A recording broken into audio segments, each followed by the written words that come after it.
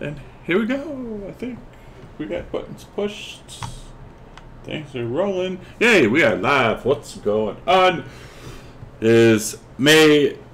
Holy cows, the 1st of May already. It's gonna be May. And we're gonna play some D&D. We are playing Odyssey of the Dragonlords, Session 19. Amply titled Sacrifice. So we will get into it, do some character introductions, do a nice little recap, and then see if they can save this poor Princess Honora. So we will start off. Mr. Nico, tell us a little bit about him. What's up, Drake? Morning. Good morning, dude. I'm so freaking tired. Nicodemus is a dwarf. What's up? Who used to be a dockmaster. Thank you for the Mitros. cheerbits. He has red hair. Yeah, his intro's face alright. is tanned and wrinkled from the sun. After losing his family, he went into seclusion in the Old Wood. He was then taken in by the druids that lived there, and they took pity on him and they trained him in their ways. There he gained the strength and the old ways of power of wild shape. Druids help him forge a beautiful scale mail armor made of a petrified wood that has a beautiful purple hue to it. He also carries a scimitar, which he rarely uses, and a wooden shield with a squid painted on front of it. He is destined to face down Demetria, which he may do in the futures, hopefully, and that might possibly have something to do with his missing family. And this is what the squid looks like, right? Let's see. If you look at my camera. Ha! Yes, that's awesome. That's exactly what it looks like, but not red. Not red. No. Right, Mr. Corbin. Corbin is a ancient dragon lord who has been reincarnated in the body of a 3.5-foot tall gnome. He wears a kilt and fights barehanded because weapons are beneath him. And But he carries a recently javelin. found out that he was betrayed by some Morning, of his Nyla. dragon lord brethren. So he's trying to figure out what happened there and reestablish the dragon lords. Yet he carries around a javelin and those people. Metreus. Beatrice is a centaur paladin who specializes in using reach weapons. He often witnesses Corbin fighting with weapons, be it javelins or brass knuckles.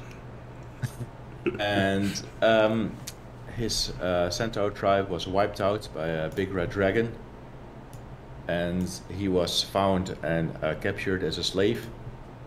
And now he wants revenge on the dragon and whoever enslaved him. Right. Lady Arcadia. Arcadia is a ranger rogue.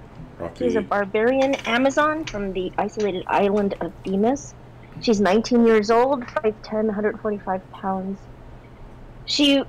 When she came of age, she was told that her father was Pythor, the god of battle, and the king of Astoria. So she went to Astoria, spent a year there, where she met a couple of master rogues who taught her rogue skills in the year it took for her to infiltrate the palace.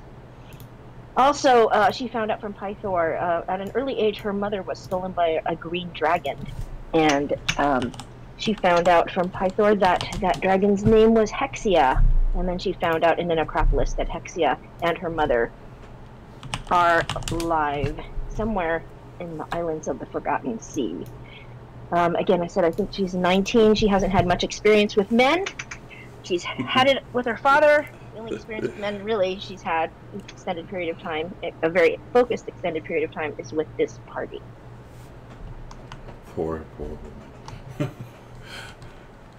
Shammy. Oemos is a highborn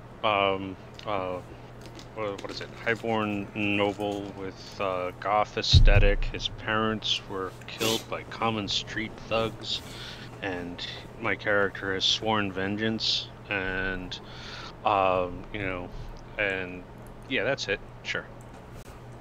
All right, and last but not least, Mr. Steve.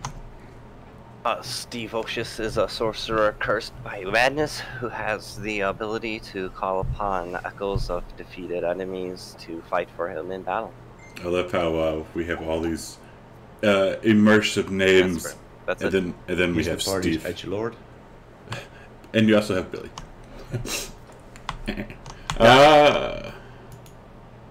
So Arcadia, I kind of forgot what happened. Do you remember? Let's see. So we started in the afternoon of Friday, day 15. We were fighting a bunch of griffins. Took a while, but we eventually killed them. Then we were sent harpies, and all in Twitch encounters, and we eventually got rid of those. Demetrius grabbed the legs to eat later, and Camos harvested 3 harpy vocal cords. Then Demetrius gathered us in the building, closed the door, and told us there is someone who needs to kill, a one-eyed friend of Gaius's. He's a slaver and trained him as a gladiator and was quite cruel. Corbin and Camos were immediately in. Demetrius said whoever is in, he will swear an oath to repay the favor, which Arcadia will take him up on that. Camos suggests to do research to find out his patterns, and Demetrius comments that Camos seems to know a thing or two about assassinations. Camos will ask Klaus to find out about him. Nicodemus feels something wiggle in his pocket, and he pulls out Pickle Kyra, who was listening in. She asks what the name of the slaver is, and it is Bragos the Cruel. And she says, "Okay, thank you," and turns back into a pickle. Camos identifies the potion Firegrim gave us. We don't exactly know what it is. It's not completely a full healing potion because there is a little toenail floating in it. He identifies the ring as a ring of spell storing, and there is a 3rd level spell in it, which he later identifies as Fireball.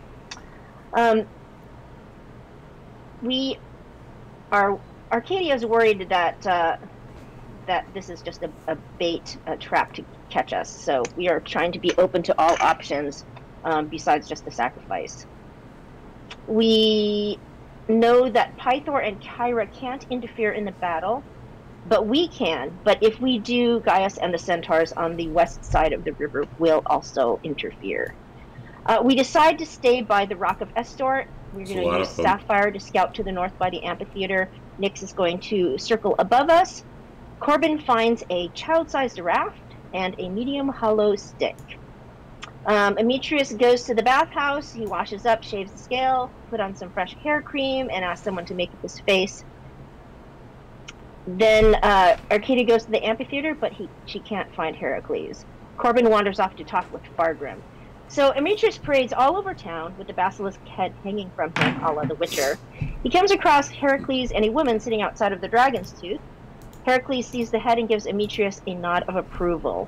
And in the exchange, you find out that the woman who is accompanying Heracles is his betrothed, Atalanta. And she is a very fierce warrior woman wearing a lion's pelt. And not to lose a choice opportunity like this, Demetrius laughs and says, "Oh, have you bought her purple flowers?" Obviously referencing to the ones he bought for Arcadia. And that's all he really needs to do to plant the seed of distrust in Atalanta, and we will see her a little bit later. Other people see the basilisk head on Demetrius and give him a wide berth. He is happy to finally get a little respect. He comes back and tells Arcadia that Heracles is a really popular man, and she thinks that he's talking about her as fangirls and just rolls her eyes. We stop by Vulcan's. We see him gingerly cleaning up his workspace. We also stop by the apothecary to pick up some more supplies, but it is closed and also completely cleaned out. We return to the palace to have dinner. Midway through the meal, there is commotion outside the dining room, and you see Atalanta dragging Heracles by his ear. And Never she piss is really off a pissed, woman. and she is looking for Arcadia. So she accuses Arcadia. She calls her a little trollop. Arcadia stands up, and it looks like a fight is about to happen. When, and she said, "So did you receive purple flowers from Heracles?" And Corbin he manifests an illusion of a purple rose, and he blinks shyly and successfully manages to deceive Atalanta. And apparently Heracles has had a thing for gnomes. As she is threatening him, Arcadia gets up, is very angry, and says that yes, she was the one who was exchanging glances, that he gave her the flowers. And so at that point, It's a love triangle. Wakes up, and Arcadia, in a mood, goes over to him, yells at him about him being a drunk. He doesn't seem to respond because he's very drunk. But at that point, he calls for his hammer and asks if anybody would like to use it. Demetrius and Nicodemus try to pick it up unsuccessfully, as well as Kamos using his mage hand. Steve and Corbin did not try. Arcadia goes over, picks it up. Well, she is able to hold it for about a second, and then it drops. That covered and snot when and cheesy Demetrius potatoes. asks if Atalanta would like to try to pick up the hammer, she declines and shoots an arrow through a tiny little leather loop on the end of the handle, during which Arcadia suddenly looks like she's smitten by Atalanta. And as they both leave the hall, Atalanta throws her a wink, and Arcadia blushes. We take a long rest, bringing us to the morning of the sacrifice. And the first thing Arcadia does is look for Honora, and she finds her and Aesop. And we remember Aesop all the way from session 5. He was the man who was able to fill the dragon horn in the dragon shrine, and that's who Aesop is. It turns out that they are he is her love. We get some information about what's going to happen. The setting up of the sacrifice, that Gaius will come and lead Honora with his guards to the rock and chain her to the rock. And asked about the basilisks, he said they capture them, breed them, release them into a cave to the north, and they come out of the water somewhere between the amphitheater and the rock, and that they are younger. All of which point to the 3 basilisks that we killed, but we don't exactly know that for sure. Demetrius goes to the Agora to check in with Klaus. He finds that Bragos is stationed in the Centaur camp outside of town. He couldn't get any more information than that, other than he is a very nasty person, which is obvious from the scars on Demetrius's back. Oh, Corbin actually used his inspiration to find a medium hollow stick. Demetrius's hair is growing back, and it is a very short, bright pink. Around 4 p.m., a crowd is starting to gather around. We see Fargrim with his turnip ale, along with some other familiar faces. They get ale from Fargrim, and as they sit down, this is interesting, if you haven't noticed, they pour some out on the ground before drinking. I wonder what that could signify. We find out that the rock only affords a little bit of cover. We hear drums slowly approaching in the distance as a lot of people, female centaurs, end up on the west side of the river. Gaius shows up at dusk, leads Honora in chains to the rock. Harpies move in, observing, so we are surrounded and completely outgunned. We find out that the centaur guards are all female, and Baenor, the centaur captain, is there, and Gaius is next to him. We do not see Bragos. And we first met Baenor in session 9. When we came back to Astoria, Stesanor, who was Pythor's chief advisor, said, presenting Baenor, champion of Sidon. He is a centaur captain, and that is who Baenor is. And so we are ready to roll. Right. So to kind of paint the scene here, like, people in the shores, y'all, I never really populated it, but I would say like almost half the town is out here, including people from the church's side on. So they're all kind of like cheering and, you know, waiting for this to happen. Like they have signs that says, you know, kill the princess. And then you have another group that has signs that says free the princess and yada, yada, yada. So it's now approaching dusk. And, you know, people are getting agitated. Oh, go ahead. Camus asked, he said in our chat, that our RP chat, that he kind of went out into the crowd asking where Pythor was. So, yes, as to some of the locals, Pythor, they'll say, well, he's probably doing what he does every day, sitting in his little castle getting drunk. Not leading this town like he should be. We need to replace this king. And there are some dissenters, I think is the word. Sorry, it's 8 a.m. I think there's dissenters who are kind of rumbling to replace the king. If I remember correctly, when we first went into the Dragon's Tooth, there were people grumbling like that, saying, I believe, that they wanted Honora to take over. Correct. And they're like, you know, if we had someone else sitting on the throne, we would never be in this place. I mean, it is kind of fucked up. He was just, like, going to let his daughter be sacrificed instead of, like, these corrupt, lazy guards. Well, he was... Like John. He was, yeah, John. He was trying to sell the cows or sacrifice the cows. Like, no one wanted the Sidon didn't want the cows. The city's in this major drought, and Sidon wants Honora, so he has no other choice, really. Unless you let the drought continue, and then everyone dies. So I guess it kind of makes sense, but yeah, it's kind of... I don't know about you, but if someone says sacrifice my kid, I'd probably tell them to fuck off. All during this time, Arcadia would be standing much like a war sentry. So she is not relaxing or huffing or eating or anything. She is scanning the crowd for any sign of movement. And I was curious if she saw any people she knew in the crowd. So she's keeping an eye on everything. Yeah, outside of, like, you got Klaus out here, some of the shopkeepers, Heracles and Atalanta are out here, Fargrim's out here.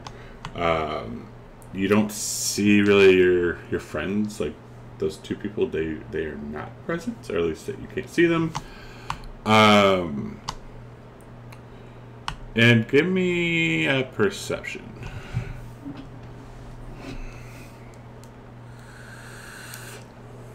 Anyone can really do it if you want to get out in the tower. Ooh, okay.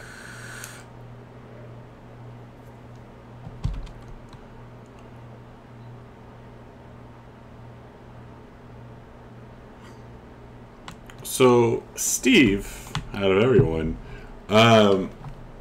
you haven't really participated in this before, but you've heard Arcadia and also Corbin try to make this little... Arcadia makes this like little whistling sound or chirping sound, and Corbin has attempted to play it, and he tries to attempt to play it now, and he screeches everyone's ears out.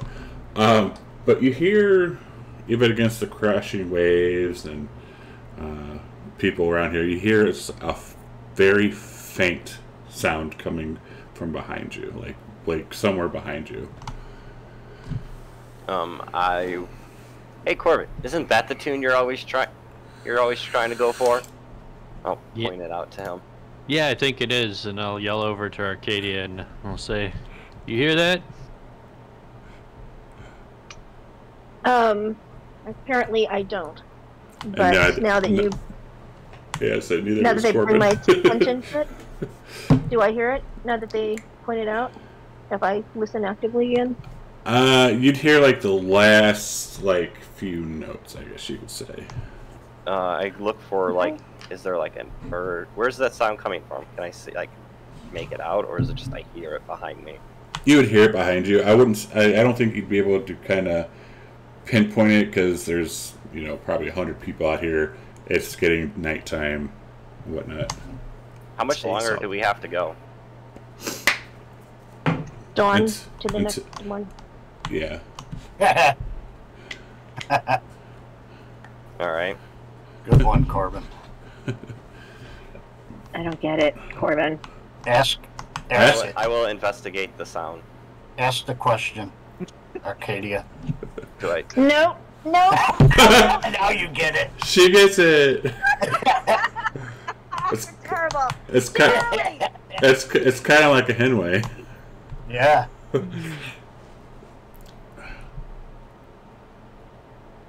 All right, so Steve, kind of looking around, you see, you kind of make out kind of like a hulking figure over that's away, and he's kind of kind of carrying like something in either hand. But seeing as it's getting nighttime, and there's a crap load of people here, not exactly sure. But he's the only one that kind of has his back to the group. Everyone else is kind of facing forward. Alright. Can I just try to blend in with the crowd of people I assume are off of the map and keep an eye on him? Yeah. So do you kind of like want to go like to the other side of where he's at, or just kind of like blend in and kind of like stare? Because like... No, I'm totally blending in with the crowd. I'm just talking to the people. I'm like agreeing with them. Like, yeah, this is ridiculous. I'm trying to like, I'm using minor image. You hear somebody say, yeah, he's right. That guy John should be on the fire pits instead of my cow. Right. All right. Yeah. Absolutely. Eventually, you're watching this, and eventually you see him get to the edge of this crowd, and it looks like he's reaching down for some things. Okay. What's he reaching for? And then when he turns back around, it looks like he kind of has a some kind of jug in one hand and like a bunch of some kind of food in the other hand, like a skewer of some kind of food. Alright, cool. There's no crime in having food at a party. And then you hear him call out, "Cat's meat, hot wine! Cat's meat, hot wine! Nice! Get your cat's meat here." I go get some meat and wine. He'll ask you for 4 silver. Deal. So he gives you a nice hunk of cat and then a little thing of I feed it. ale. I feed it to Billy. Billy eats it. Great. I have 30 bottles of Steve's barbecue sauce. I'm going to take one. I'm going to open it up and pour it over a harpy's leg that I'm eating. Okay, and are you kind of like sitting right on the edge of this beach? Yes. So when you do that, the nearest harpy is over here, because they're all flying around at like various heights. She flies down to about 40 feet, 30, 40 feet, and sees this, and she lets out a screech. Doesn't sing, but lets out a screech looking at you. I will take out the wax. I'll put them in my ears. Then I'll look at her and I'll say, "Want a bite?" And I think it's your sister. And she will give another screech, and then will fly away. I will laugh at her and take another bite. Nico's gonna walk up and pat Demetrius on his shoulder. Give him a couple pats. Good man. So rude. So did she fly away, or just back up to 100 feet? Oh, back up to like, I'd say she's probably about 80 feet now, like flying over back towards the island. So she wasn't actively engaging y'all, just seeing this and getting pissy.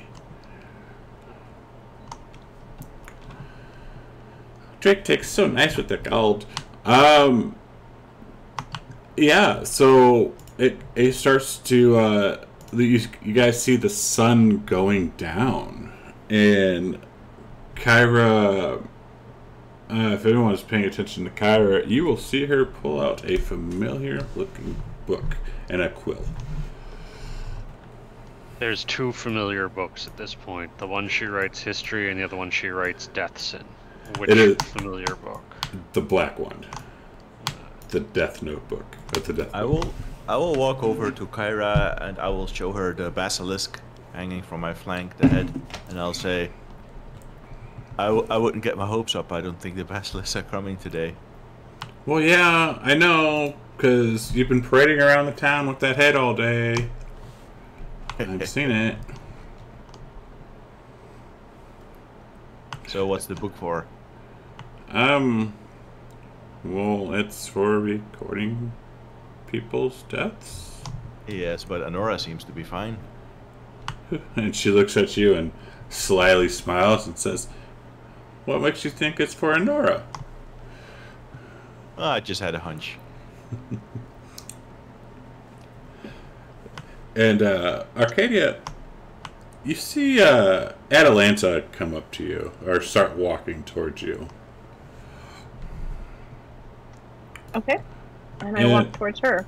And she kind of gives you, like, the once-over glance and notices your bow, and she says, "Little one, you carry that strong-made bow, and you wear the clothes of an Amazon, but do you actually know how to use that?" And she says yes. Really? Well, I tell And you then what. she looked. Okay. And she looks at her and she said, "But I could always improve with a great teacher." Well, I'll tell you what. If we make it out of here alive and everything goes well, come to the amphitheater tomorrow, and we'll see how you do. And Arcadia puts her fist on her chest and bows to her. And she says, "I will." Good. Corbin's Good. idly playing with a purple rose. I will turn to Arcadia and I will say, just keep it professional this time. I don't know what it is with you and married people, but I don't think Heracles will appreciate it. And she looks at you and says, "Well, I don't need Heracles anymore." And Corbin, while you're sitting there playing with the rose, all of a sudden you see, you hear a whiz, and the top of that rose pops off. What's up, Schmo? These flowers are defective. And Atalanta walks away. So now it's getting dusk. The sun's going down. The drums start up on earnest again, and people start getting restless. And the sun sets, and you hear Baynor from the other side kind of stands up. He was kind of like, they're kind of like in a trance or whatever, and he holds up his arms and says, "It has begun." Hydrate! What's up, Schmo? Hydrate. Do we see anything? You do not. Quick question. Looking at the chat, what does hydrate do for anybody? It makes me take a drink of my current beverage. It gets us to our bathroom break faster. Yeah, it reminds me. Okay. It reminds me to take a drink of my current beverage. That's all. So yeah, after he says that, they all start kind of cheering on the other side. They all start kind of cheering, as does the cultist side on you guys' side, and they start anxiously awaiting as these harpies start flying around.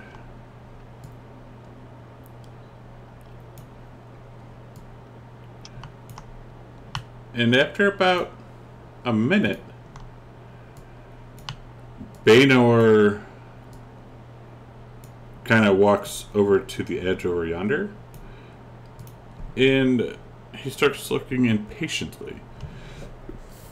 Ugh. And some of the crowd starts jeering. Oh, maybe they're showing up today. Oh, well, what about this one that the centaur here has? Maybe he took him out.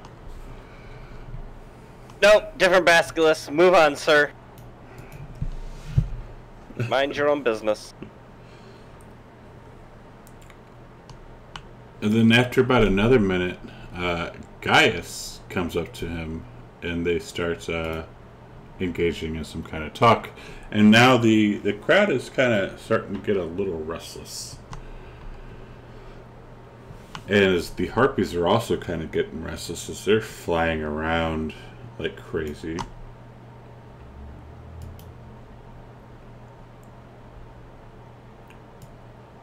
And after about 5 more minutes, now the whole crowd is kind of jeering over at the centaurs.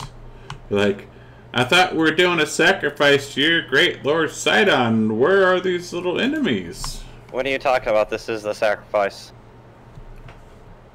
How come they're not dead? How come where are your little basilisks? We haven't seen them. I guess Sidon is going to have to wait a little longer. Maybe yells and laughs.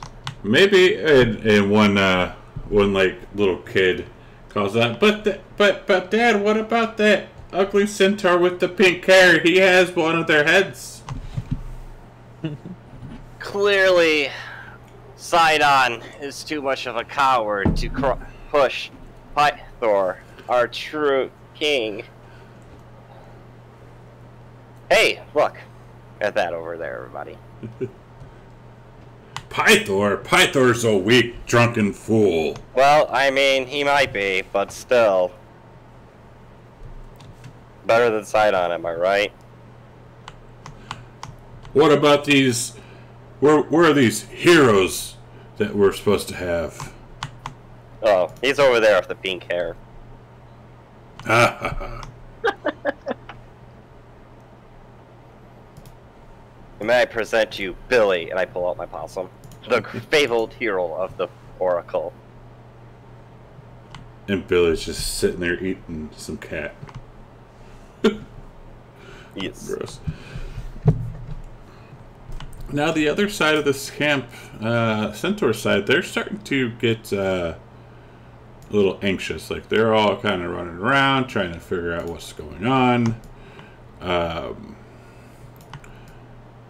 You guys kind of see like an owl take off north as the people on your guys' side, they start starting to taunt the centaurs.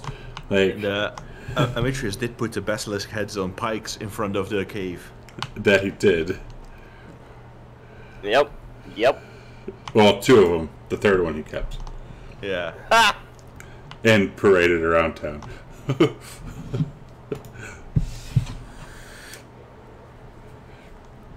Oh, basilisks? Gee, I wonder what. Oh, you mean those basilisks? oh, yeah. They're fucking dead. Oops. That sucks. And someone's like, "How do you know they're dead? Did you kill them?" I was not saying that in game.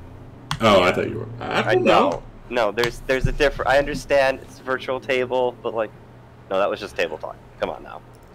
The way that you were going.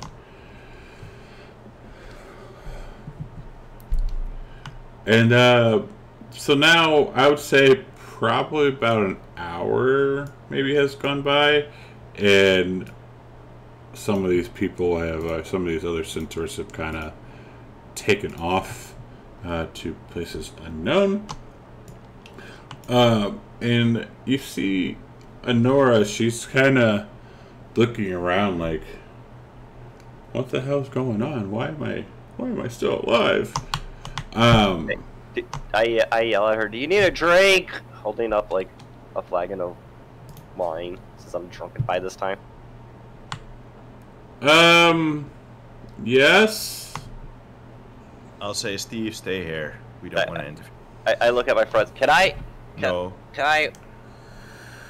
Is there like a line I can't cross or something? What's the rules Yes. here? You can't go on the island, so don't. I can't physically go on the island. You can't in any way interfere with Anora. Can I give her some water? No.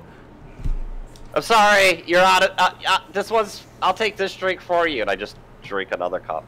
Thanks, And as thanks, Anora handsome. glances over, can She Anora said- glance over? Yeah, she thinks she says thanks, handsome, to Steve. I will hold up the basilisk head for her to look at.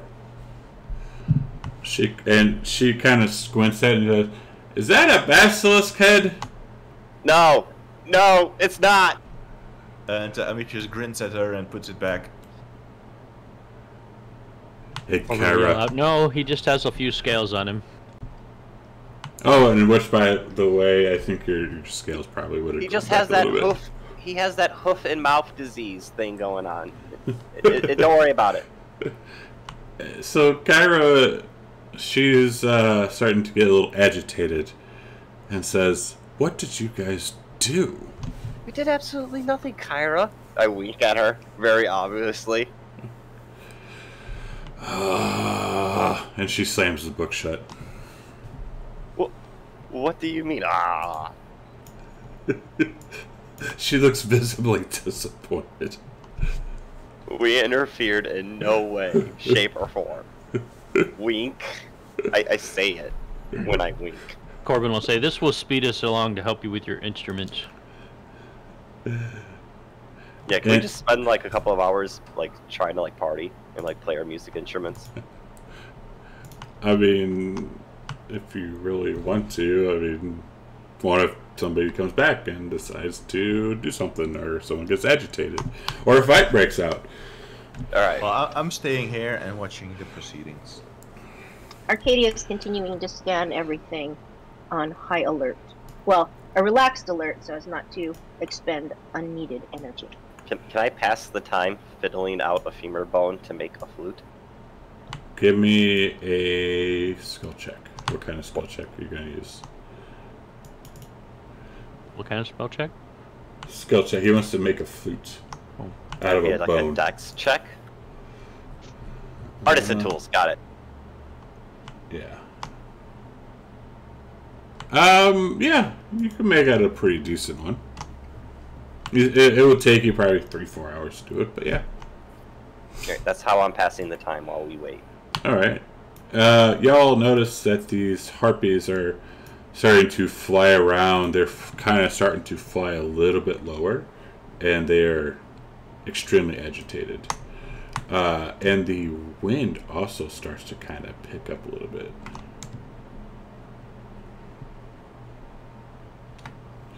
And then, about, let's say, are you guys planning on staying here like the whole night, or just for a little bit, or? Oh no, we're gonna stay here the whole night. Absolutely. Arcadia's not leaving Anora. Okay. I would say then we can fast forward a little bit. About probably 5 hours later, so now like 11, 12 o'clock at night. No, I'm sorry, it'd be about 1 in the morning. You see those centaurs who had originally left. They come riding back up, and 2 of them are carrying the pikes that have the centaur heads on them, or the basilisk heads on them. And I'll say, I guess those things are in fashion, huh? And you guys can hear Baynor let out a visible anger. And he says, he calls across, "Little horse, if you had anything to do with this, I will have your head." I'll say, get in line. Corbin will say, okay, but it's got some kind of disease on it. The disease of going onto my pike. Ooh. And If I were you, okay. I would worry about what Sidon thinks when you tell him that you failed. And then you see Baynor kind of turn his head towards Gaius and tell him something, and Gaius takes off the map. And then... Is it time to chain this chick yet? It is not. Alright. Because about a half hour later, Gaius returns with a heavy brute of a man. And you can see that he has an eye patch over one eye. And in the meantime, I would have, of course, shaven the scales off again during all this waiting. Yeah. Give me a dex check. See if you cut yourself. Ooh, imagine cutting yourself and some of that fish scale kind of like seeps in. Nah, you're good. And when you do that, you see some of the kids around here go and grab some of the scales up and take off playing and cheering and laughing. And then not too much longer later, a big heavy brute with one eye patch comes over or walks over, and he calls out, "Little Amitrus, is that you, my dear boy?" And you see Amitrus glare at him. And you would know that voice anywhere. Indeed. I'll say, Brygos, it's a pleasure. I'm wondering where you would turn up. I heard that you killed your little brother. I don't reply to that. What a waste. The wrong brother died. At least just grit his teeth. At least that one wasn't a total and incomplete waste of a centaur. And he is saying this in visible sight of all these other centaurs. And they're just, you can kind of get because they know who he is and what he does. So you could tell that they're anchored at it, but they don't really say anything and do anything. I'll say, I know what you're trying to do, Brygos. Your time will come. Trust me. You and I, we are going to finish this. My time has come. Well, whenever you're ready, let's come on over and put your money where your mouth is. And you see that Amitrus is going to go over. I will try to grapple him. I will look over at Corwin and say, let me kill this son of a bitch. After the princess is freed. You see that Amitrus is breathing in through his teeth, and he closes his eyes and he's like, fine. Fine. He's just trying to get me to interrupt the process anyway. So you're not going to go over? No. Alright, so seeing Corbin stop you, he lets out a barrel of laugh. Of course, you always let the little man pick your fights for you. What a waste. And he will turn and walk away. And Demetrius mutters to himself, I'm going to enjoy putting that man's head on a pike.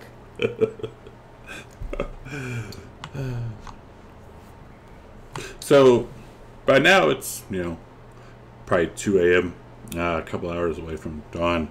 A lot of people here have fallen asleep. The ones who are still awake, Heracles, Atlanta, Farkram. Everyone else Aesop is also here now.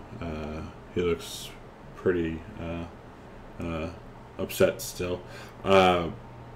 And say some more of these centaurs, they probably kind of just leave because they're getting bored.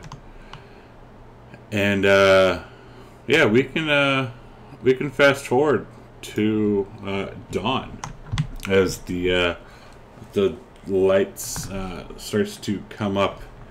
You hear Baynor call across, I don't know what foul magic you people have done, But Lord Sidon will get his one way or the other. Hey, don't forget to call off that famine, because she technically was here all day. Our side of the agreement was fulfilled.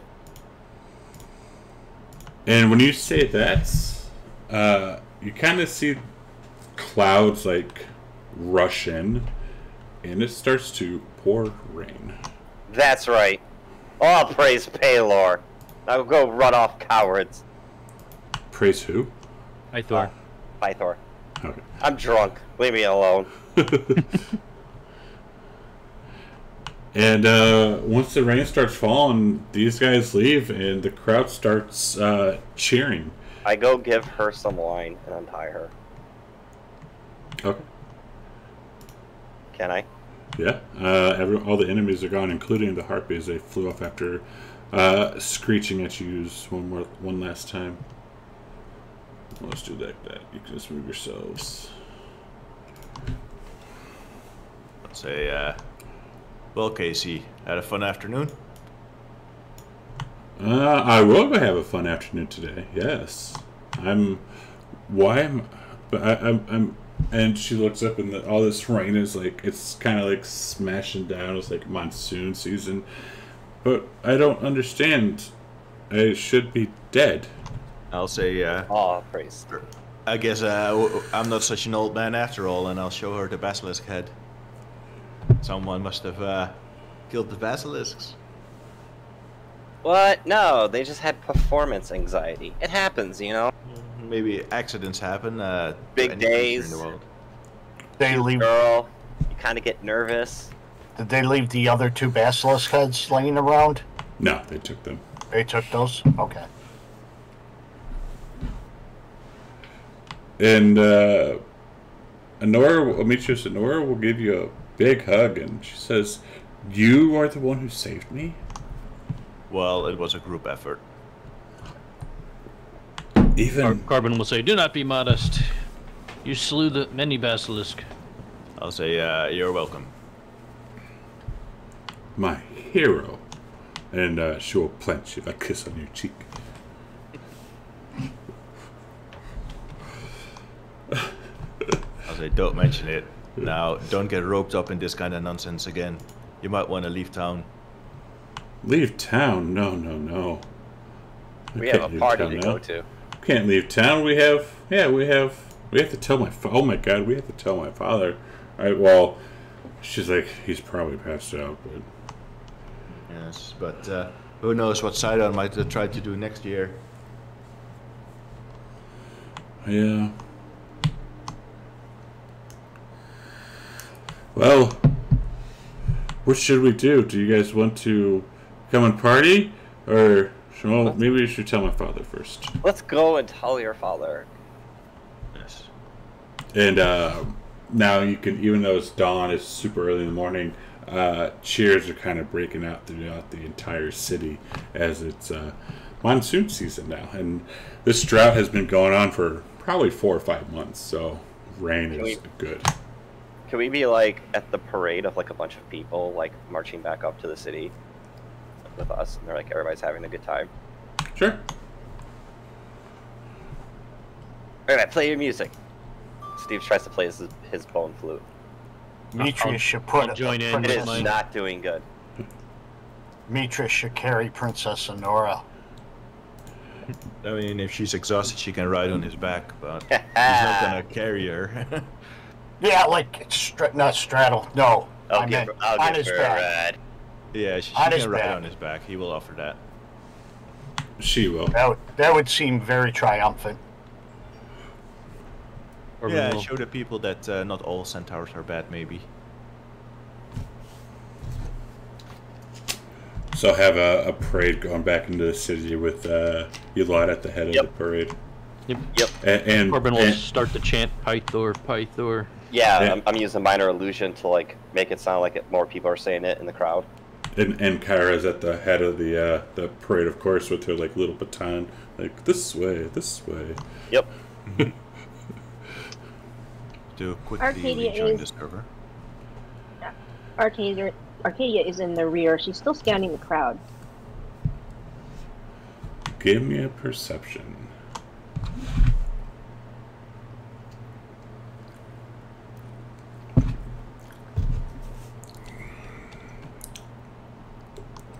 All right.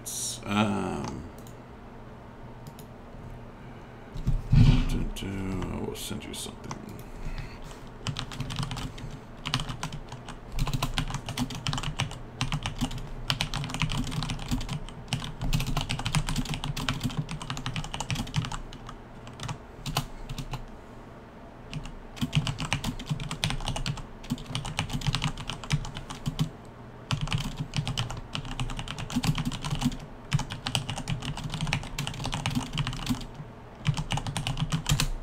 All right.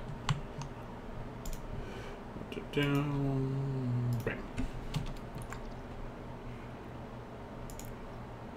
So, Arcadia, what you do with that information is up to you.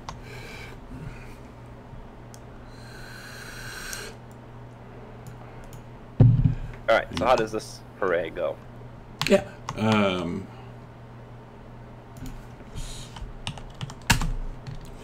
So, oh, do we have? We might have a sound. Hang on.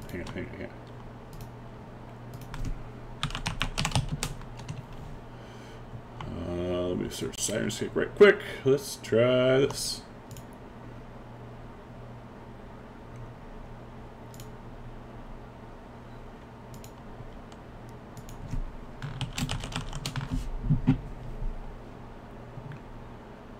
Come on, play, bloody hell.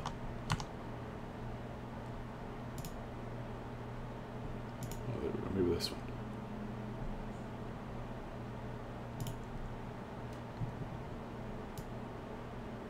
Yeah.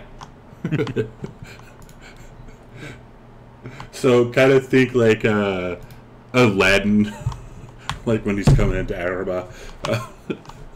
Make way for Prince Ali. Something like that. Exactly. Exactly. Yes. Kyra's making a big ordeal about this. I'm helping out any way I can.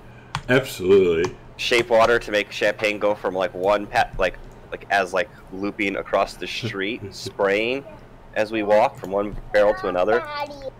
Absolutely. Minor illusioning, like fireworks. Absolutely.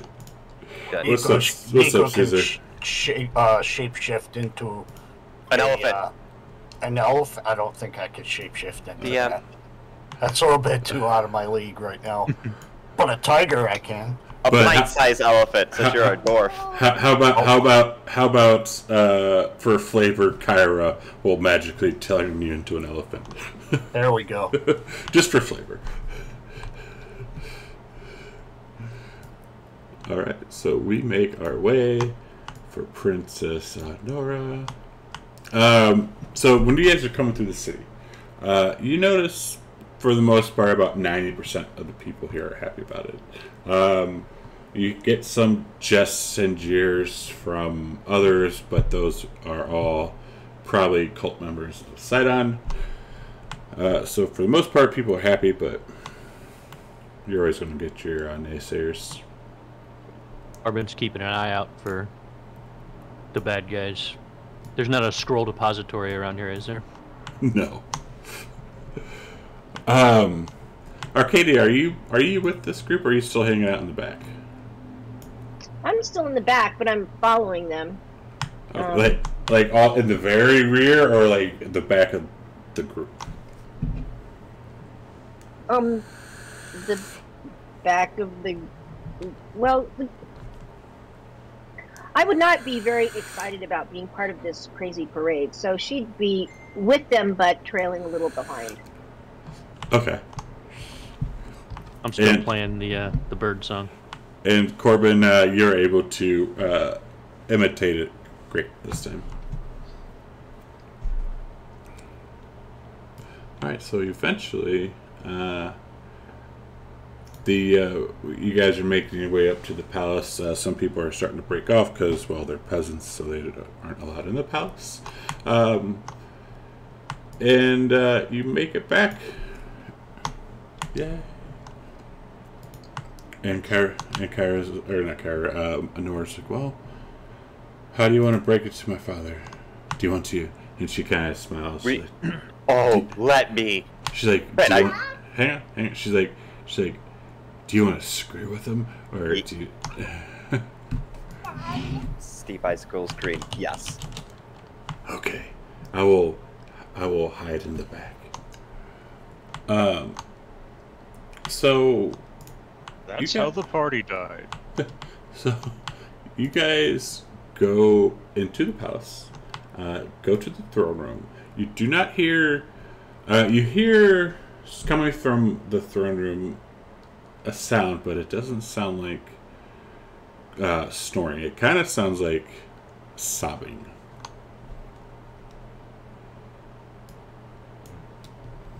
Okay, well, the joke just got dark, so we're not doing that anymore. Grabman will shout out. Steve approaches Paythor. Oh. I will reach out to grab Steve by the back of his collar if he allows me, and I'll shake my head. No, it's not funny. So your daughter lives. Bye. So as you walk into the throne room, you notice that it's empty, but the door behind that room is open, and you can hear the sobbing coming from there. I kick open the doors as loud as I can, declare she lives. No response. Good. Wait, what? I will call Honora over. I'll say, Honora, can I come over here? And she comes in and she's like, well, I guess I don't think we should screw with him because I've never heard that from him before. Your dad might be a wastrel, but he really does love you. That prick still counts. Arcadia would take Nora into that room. Alright, so Arcadia, when you walk into the room, it's a very lavish bedroom. Like, it's almost as big as the throne room itself. And you see in one corner, kind of like a, excuse me here. Ooh, sorry, I had a belch. Better out than in. You see in the corner what looks like a shrine, in a way, of Honora, like little bits and pieces. Like there's some paintings and some drawings, and you see Pythor kind of laying on the ground in front of that, like holding a painting, and he is obviously crying and sobbing. And I have Honora with me, Yes. and I pushed her towards him. I said, "Go tell him." And Honora will walk up and she'll kind of get on the ground and kind of shake him a little bit, and Father, and his eyes will pop open. And you see for a second a flash of anger go through his eyes. And, what devil magic is this, witch? Steve pokes his head in. Hi. It's not really devil magic. That's slanderous, really. And Honora will say, no, it's me. It's really me. And you hear him ask her a question, and she'll respond, and he will say, but how is this possible? Like, you were... Corbin will say, Great Pythor, something unfortunate happened to the basilisks, and I'll give him a wink. Who interfered? Who was it? Was it you guys? Were you the one who saved my daughter? I drop to my knees and bow my head and say yes. I'll say nobody interfered in the ritual, and monsoon is on as planned. There is no more drought. But what? I don't understand. She was. You fulfilled your part of the deal. She was there all day. The basilisk just had a little performance anxiety, and I wink, real obvious. And he will, you'll see him smile, break out into a big old grin. And you dogs. And the city celebrates your name in the coming of the ring. I knew there was something I liked about you guys.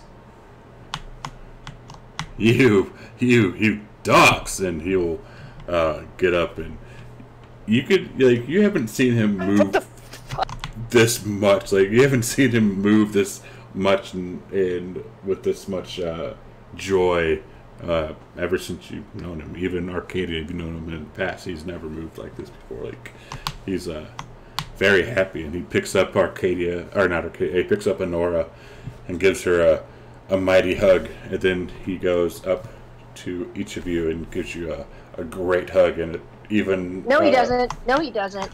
He does not. He tries to get Arcadia, but she won't let him, obviously.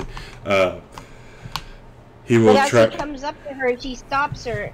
She stops, and she said, "If you feel the joy you do for Honora, tell me where I might find Hexia and rescue Ophia. As you told me you would, you promised me." And he, of course, right to business with you, I understand. And he says she is... Give me a second here so I can pull it up.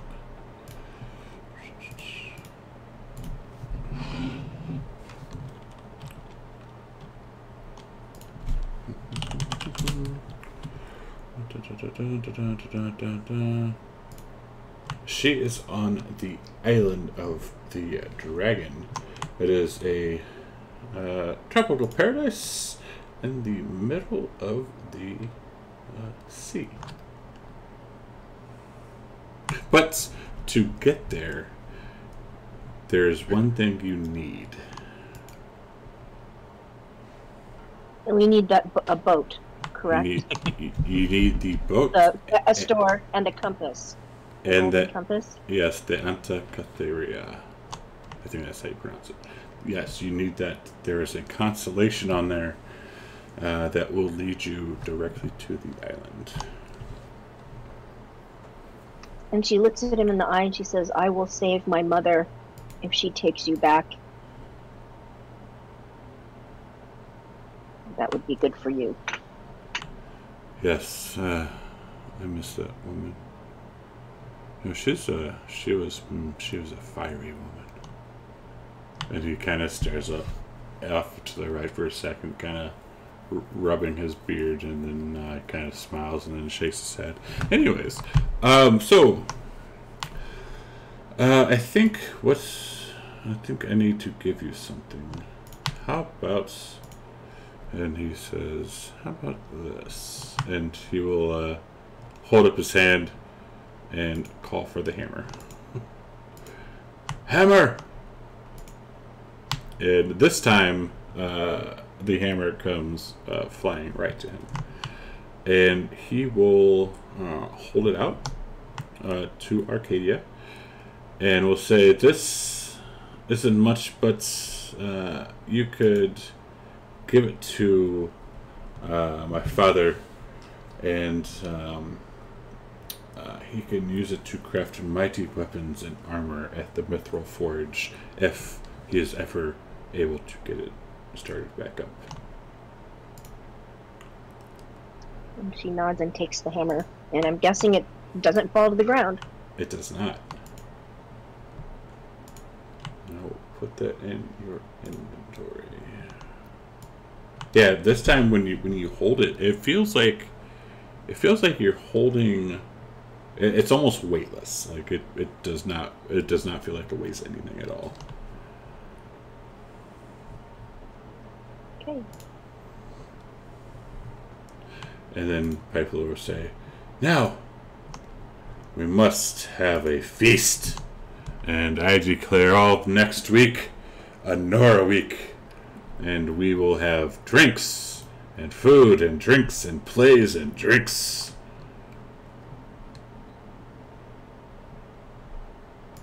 And But will there be cheesy potatoes? Oh, the cheesy potatoes. More cheese. There'd be so many cheesy potatoes, it would be coming out of your ears. I'm going to put out a call for the best cheesy potato recipe, and I will judge it. Billy gets really excited, jumps out of my pocket. Even so much that I am going to take over the amphitheater and have a public theater coming in. Alright.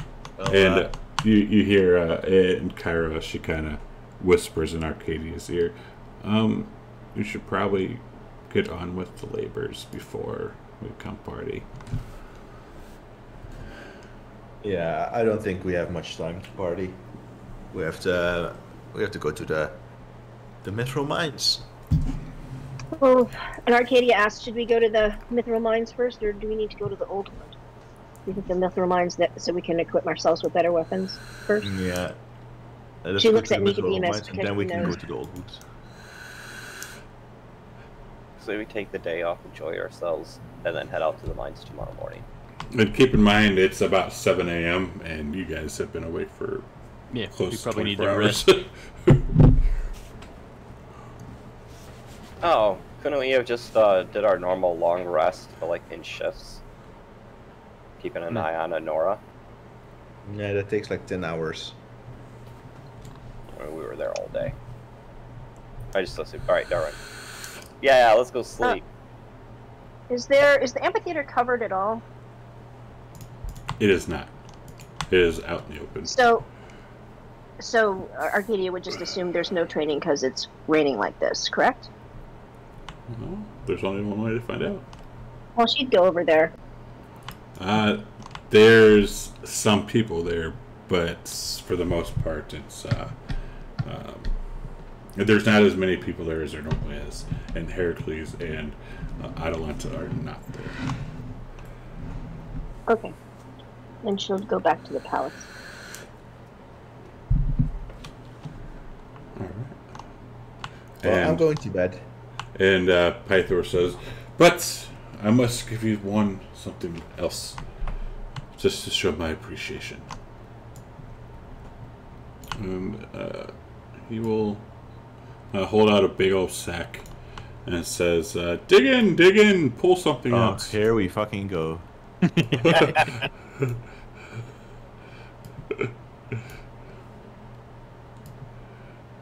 So you all get a roll on that table.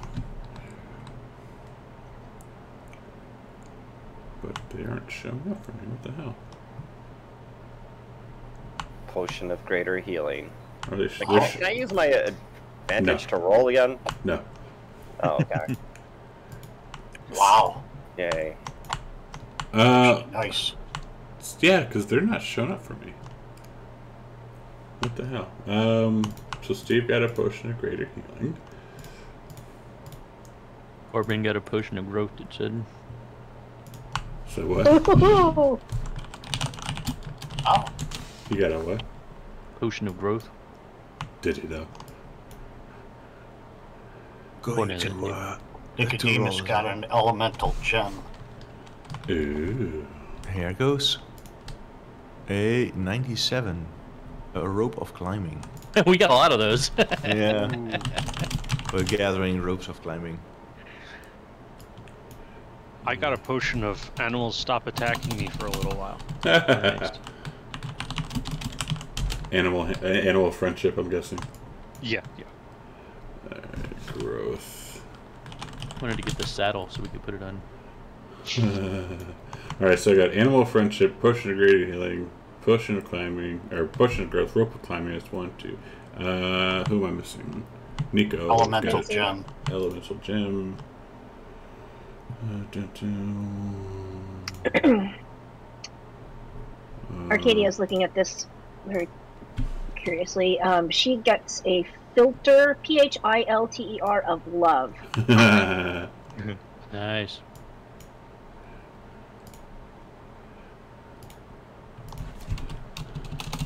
Almost like a potion. Filter of love. You can use it on one of the people. All right, that is all in party sheets. You can grab what you got out of there. What does that do? Nico, it rolled a red elemental gem. Ooh. Sweet.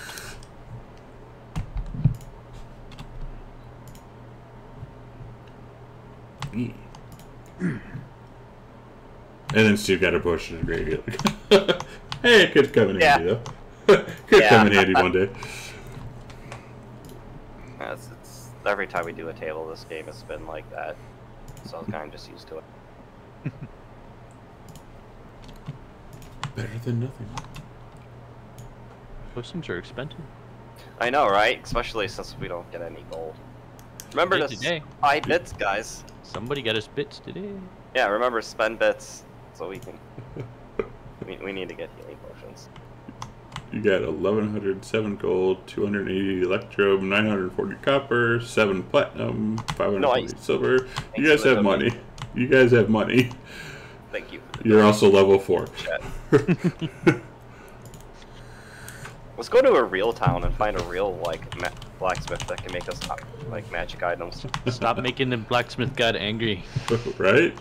What if we find some loser and then we put him in charge of the Mithril Forge as our puppet forge guy? Wouldn't be able to run it. Are you sure? Pretty sure. He's not a god. Only a god can run it. What if you do a favor and get the Mithril Forge running again so the god of the forge doesn't kill you? I will try and talk to Pythor. I will say, Pythor, I have something that might help you with the celebration. I'm listening. I take out from my bag of holding a crate with 30 bottles of barbecue sauce, and I hand him one, and I say, taste this, you might like it. And he looks at it and kind of what the hell is this? And this is a special sauce made by a foreign man from a distant land. How do you like it? And he looks at the label and sees Steve's face on that label, and he says, Estephanos? But no, that it can't be him. We haven't seen him in 600 years. And then he kind of trails off for a second. And then he takes that bottle and gives it a nice shake and crack it open and puts some on his pinky, and he tastes it. And, ooh. Might have to... And, oh, this is good. Horse, how much do you want? Or how much do you want for it all? Let's say 5 gold a bottle. Holy shit! It's made by a legendary man. There's only one such thing in the entire world. How about 2 gold 5 pence, or 2 gold 5 silver? Per bottle? 2 gold 50 silver. Yeah, 5. Yeah, per bottle. Let's make it 3 to round it out, and then it's a deal. And he will snot a big old loogie in his hand and hold it out. I will shake his hand. Alright, so you'll buy 30 bottles of barbecue sauce for 3 gold. Are you going to split that with the party? Or Sure. just keep it to yourself? So 3,900. Alright. As we all found out anyway. So. Corbin will say, I think we can buy a few pointy sticks with that.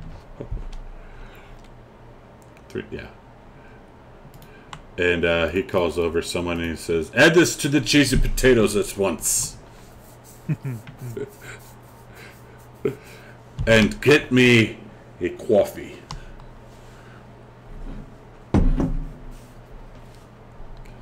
And I want one of those sandwiches. Oh shit, that was close. I'm just gonna give me a second here.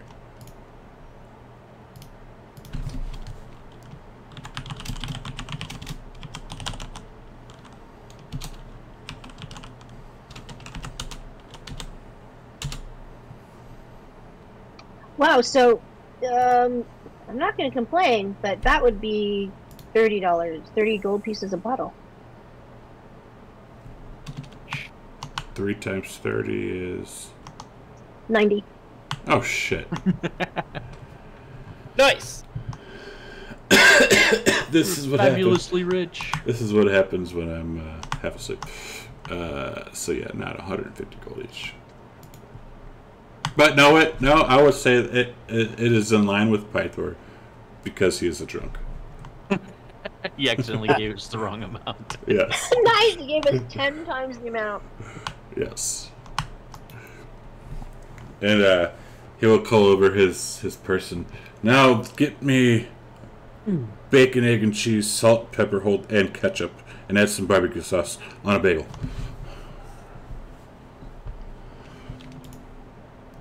Can I spend some time trying to convince Pythor that one guard needs to be added to the list of sacrifices? Oh my god, leave that guy alone, man. He did literally nothing wrong. What did John do to you? I mean, dude, he's lazy, he's incompetent. Every time we see him, he's either asleep or drunk. When we told him to go tell Pythor of this very urgent news, he didn't. By the way, aren't you drunk right now? I am a hero that saved his daughter's life. Okay. I don't know what Steve has against this guy, but I think his alignment should change to chaotic evil. Right? Can I at least roll persuasion, DM? Yeah, it's gonna be. Let's do it here before you roll it. Do it in the open. DC is 18. So Pythor, hearing this, he says, "What do you have against John? What did he do to you?" I lay out my whole case about how he's always been drunk or asleep, especially the time we had very important news, and he didn't come tell you. Now that's just a hole in your security. How could he disrespect you like that? And as you're telling him this story or this tale, you hear coming from outside a loud screech of a bagpipe. And Pythor will look at you and he says, "But John, he never did anything wrong to me. I can't just condone someone to death by that, but I can certainly give him a talking to." I mean, like, I guess, you don't think it's a big deal he didn't come tell you that your daughter was alive first. Instead, he decided to go get drunk was a better idea. Sure, I mean. Well, he was on guard duty. Yep. Yeah,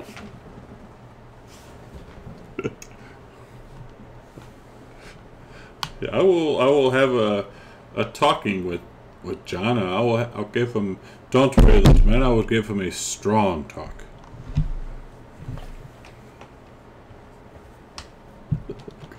Anyway, I think it's about time we go about our business. It was good meeting you, Pythor, doing business with you. I hope you get this city in order.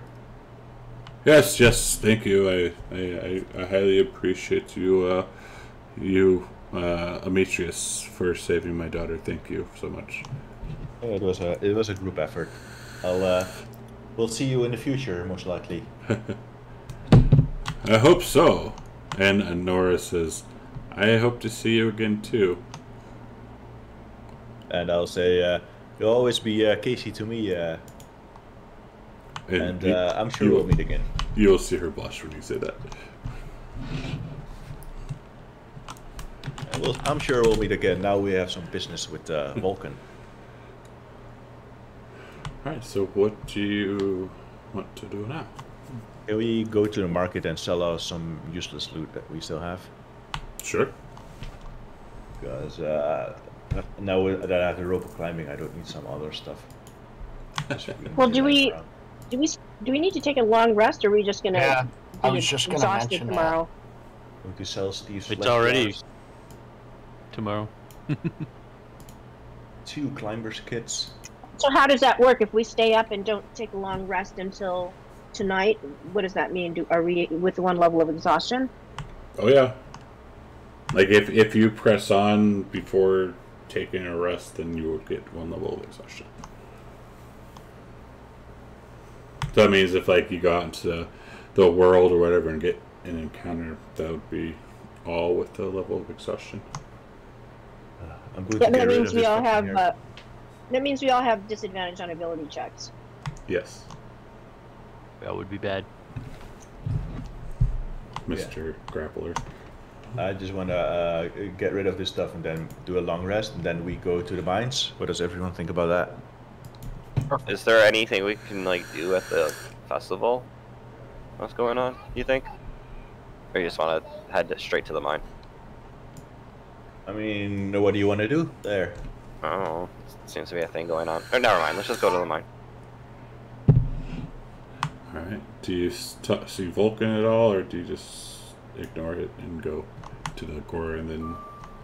Yeah. If we go see Vulcan, Steve Ashios has got to wait outside. I mean, Vulcan is going to tell us anyway that we have to light the forge. But maybe Yeah. there's Is like... it too early? Probably. I mean, is he open? Oh yeah, it's like I'd say about 9 or 8. Yeah. Let's go to Vulcan in the morning. Maybe he'll have like a map or some kind of layout to let us know. Oh like- yeah, or like a key or something, I don't know. Okay, let's start with both guns. Okay. And if you're selling anything, put it into party sheets. You're gonna get rid of the hair growth solution. Yeah, that shit is that stuff is toxic. And I'm also going to shave off the pink hair that I got on that little patch on my flank. Okay. I paid 40 gold for that shit, and this is what I got. You got pink hair and fish I scales. Yeah. Well, I don't only on know. that one spot. My head is still fine, hopefully. Yeah. I never used it on my head. What the hell is a bloodstone? I don't know. It was in my backpack. Nice. Randomly appears in your backpack. Interesting. Probably left over from those gems I found long ago. The ones I used to buy the mug. Corbin will throw the gem to the merchant and say, Demetrius, we really must get that drink someday. I don't know what Say, you know what? I'll give this mug a try. Why not?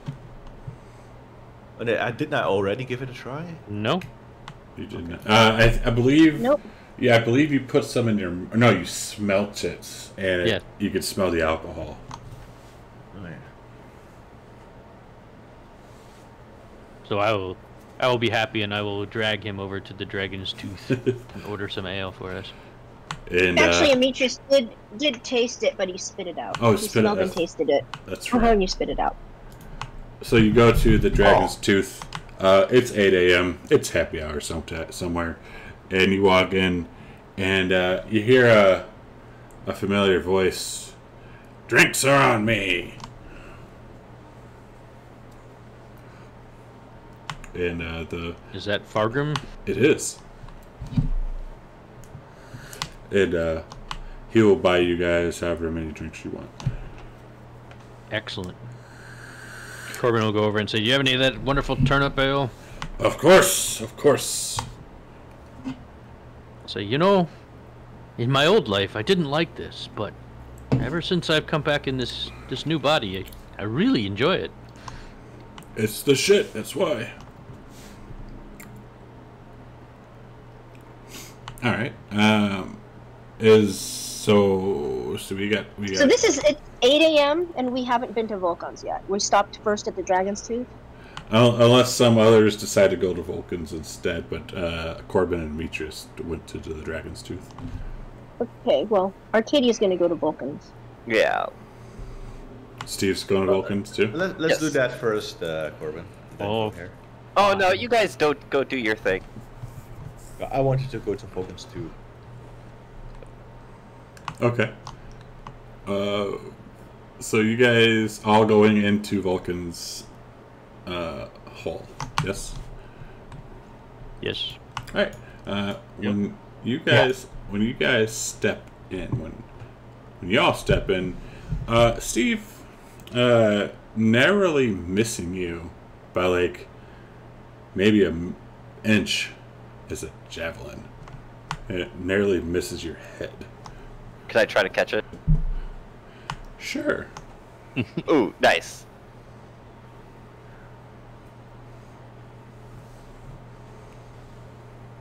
Nope. No. Ooh. Damn it! No. And you will hear a angry dwarf voice. Outside with ye. Vulcan, buddy! Outside with ye. Told you What? to wait outside. Don't you want us to go fix your forge for you? Just wait outside, man. I Fine. don't have time for this shit. Where are my glasses at? Can I at least know that? Do you have my Wait glasses? outside. I'll get them for you. Alright. Oh, and when you say that, Vulcan says, "Of course!" and he holds up the glasses and crunches them. I expect I'm gonna get my money back for that. Outside with ye. Yeah, how about... Why the fuck am I going to go get his forge fixed? That's what happens when you piss off a god. Oh, okay. Yeah, okay. How about we So skip Arcadia that walk- mission next, guys? Arcadia walks up to him and holds out the hammer and says, "Your son asked me to give this to you." And he looks at it and he kind of glances at it. I'm just gonna AFK, guys. And he looks at it and he's like, "What the hell did he do with this thing?" And he will grab it and look over it and say, "Well, thank you for bringing this back to me. Once you get the forge up and going, and then we can certainly hammer out some items for you faster than normal." I will ask Vulcan. So we plan to head out to the forge tomorrow. Do you have any hints for us? Like, are there like any traps or like doors that require keys? And how is the forge lit? Well, we haven't been there in about 400 years, but he's like, I do believe. He's like, let me go check my notes really quick. Gorgio checks his notes. Yeah, exactly. I kind of thought that the sacrifice would take a little bit longer. He's like, well, there was a hound in there, so when we left, we kind of collapsed a bunch of tunnels and entrances, so it might be a little bit tricky, but the entrance that we left was over the Great Falls of Archelon. And if you follow where the falls are, follow it to the edge, and it is behind the falls. And you will know you have arrived to the correct place when you see the hands of Kintamine. You have arrived at the right location when you see the hands. Yes, Hands of. Kintamine. Okay. And Arcadia asked, "Are there more? We saw the hands of Pentamine on the way to the necropolis. Are these a different set of hands?" Oh, he has hands everywhere. I will ask him, do you have any mining equipment for us? What do you require? A mining pick and a shovel. He says, of course, my dear boy. I have a pick and shovel for you. Can you give each of us a mining pick? We might have to excavate parts of the mine that have collapsed. Just in case. So 5 mining picks, of course. Yes. And I think 5 shovels as well. Like just in case some places have collapsed, we have to open them up, and we will give them back to you when we have freed the mine and lit it again. Absolutely.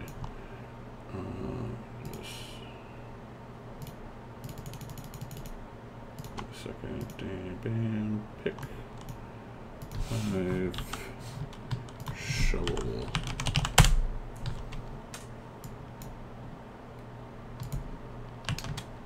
Alright, those are in the pot. Yeah, I suggest each of us take one. Or do you want me to put them in the bag of holding for you guys? A bag of holding. Okay. Yeah. Arcadia doesn't want to carry a shovel around. It's beneath her. There we go. I'll say thank you. How should we'll just be back when the forge is lit, or will you know somehow? A forger never tells his secrets. All right. Cool. And then Falcon says, anything else? I look at the rest of the party.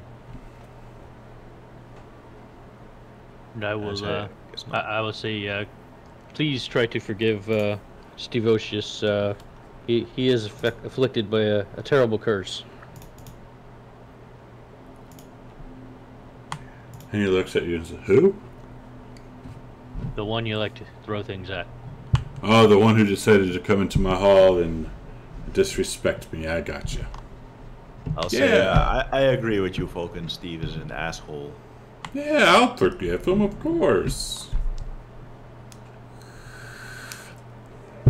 Provided my forge gets relit.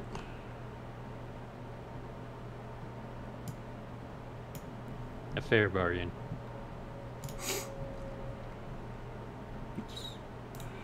Alright.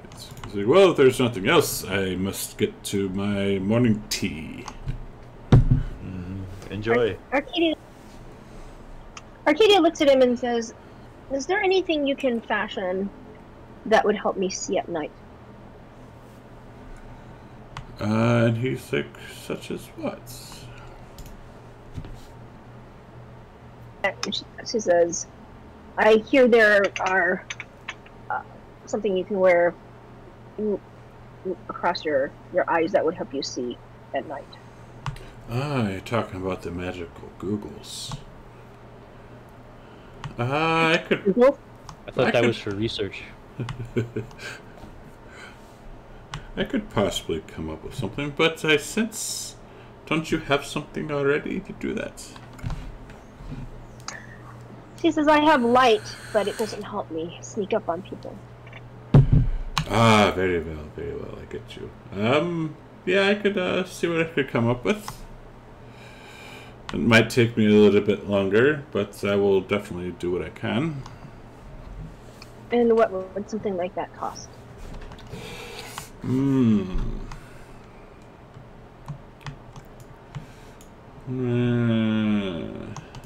A couple hundred gold. She says, good, well, I will see you again when we return, and maybe we can speak further of this. Absolutely.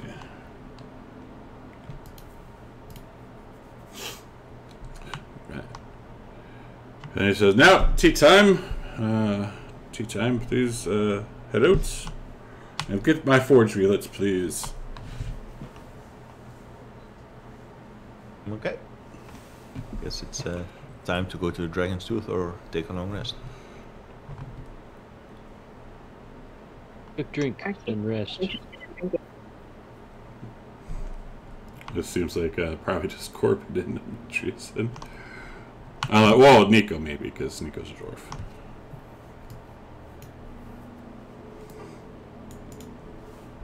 Alright, but you get to the Dragon's Tooth. You see Fargrim. He offers to buy you drinks. And Demetrius, especially I'm assuming this is more for you. Do you put it in your cup? Yes. I will test the mug out. Alright, and it's been, what, about a week and a half now since you drank? Yes. Alright, so you drink. It tastes sweet. It's very good. Do you swallow it? Yeah. Cool. Swallowing it, you do not feel any effect. I'll smack my lips and I'll say, huh. Well, the bug seems to work, Corbin. Of course. My friend Fargrim here created it. Well, Of course it works. I made it. Thank you for this gift. And that's what he says. Alright. Alright, so Palace, long rest, I'm guessing then. Yep. Cool. Let's push that. Oots. Bam, bam, bam. Done. And let's take a 10-minute break. Because I gotta pee. And I need a drink. Easy potatoes. Oh, the cheesy potatoes. Alright, stream. We'll be back here in, oh gosh, it's 10:06. Probably about 10:16, 10:20. Let's do 10:20. So if you go away, please come back. We'll be back. And we'll see you in a minute. So I can push this button. And then, that.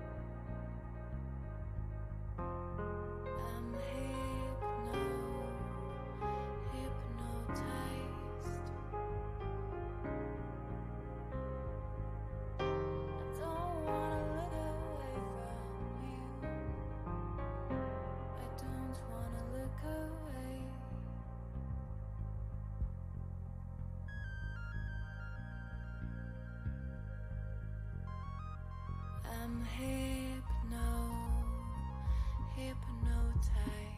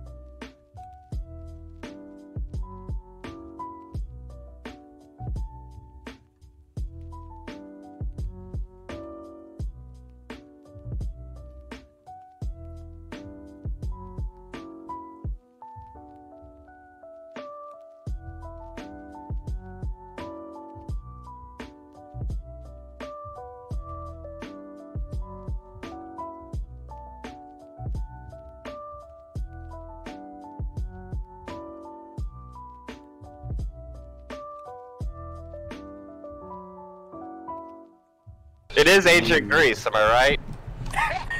And we're back. Sorry, it took a little bit longer. I had something come up. I had to take care of. Yeah, Steve had an idea, Engorgio. Oh God. Triple Engorgio points during a break so that people don't click away. That I cannot set. That is Twitch who sets that. I mean, I think you could set it with like 2 more clicks. I can't actually. It's Twitch. Literally can't change it at all, even if I wanted to. Alright, so we are back. We are in Astoria. We took a long rest. It's about 4 in the afternoon, 5 in the afternoon.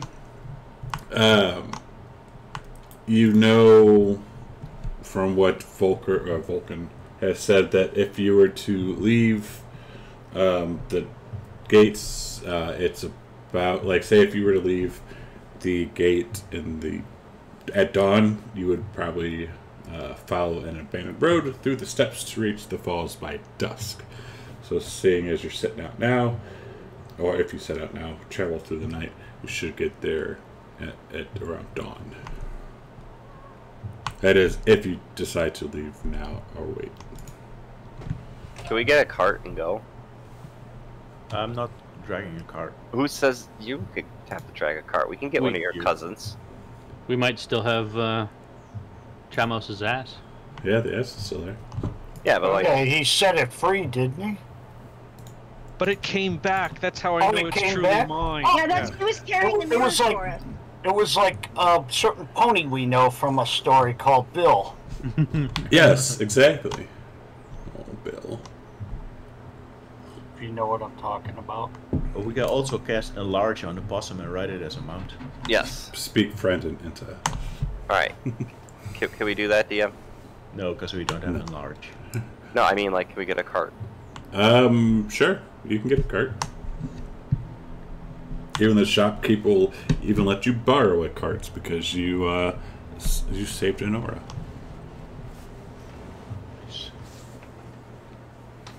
Who's gonna drag the cart though? Can Kinda we sad get a we have horse? to leave this town where we are loved to go to a new town where they don't know us. But we will become loved there as well. I will try and find a horse. Or some kind of animal that could pull a cart. You could find a donkey. We already have a donkey, remember? Okay. Just choose that one. Alright. Okay. All right. So you get the cart, hook up the donkey, and go. What about a goat? There are no With like a goats. gambling addiction. No. I just want to know, why do you need a cart? Speed. It doesn't increase your speed. Pretty sure. it Whatever. does. If anything, it would slow us down if we needed to move quickly. But what do we need the cart for? What are we carrying? So I have a Us. backup building. You just don't want to walk. Pretty much, yes. Well, it's your money, So it's- Iron. So it's more like a wagon with horse drawing it, so you don't have to. Yeah. Alright, let's go! Okay. All right. So you hook the donkey to the cart, and you head out. And The donkey goes slower than Ametrius walks. so now it's going to take us longer to get there. Okay. Oh, that will show me. Fuck this donkey. I killed the donkey. Let's go. And I What the burned the hell? cart. Don't You kill can my kill Camus's donkey. donkey. Alright, Now you'll piss I set Demetrius fire off. to the cart, at least. We borrowed that cart. And? I set fire to the cart and I leave. Let's just go. Okay. Maybe this is why you're cursed. Maybe. I'll just want that the stuff that you do also reflects on us, so... I have to buy some poor shopkeeper cart. Yeah, now we owe them a cart because we need to return it. So are we leaving in the middle of the afternoon, like at 5? Is that what's happening? That's up to y'all. I mean, it's either that or Or are we waiting in the morning? we go to sleep again. We just did that, so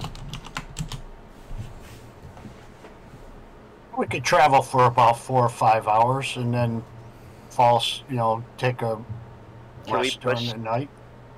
Can we push on into the night and then like take like a minimum rest and get up early?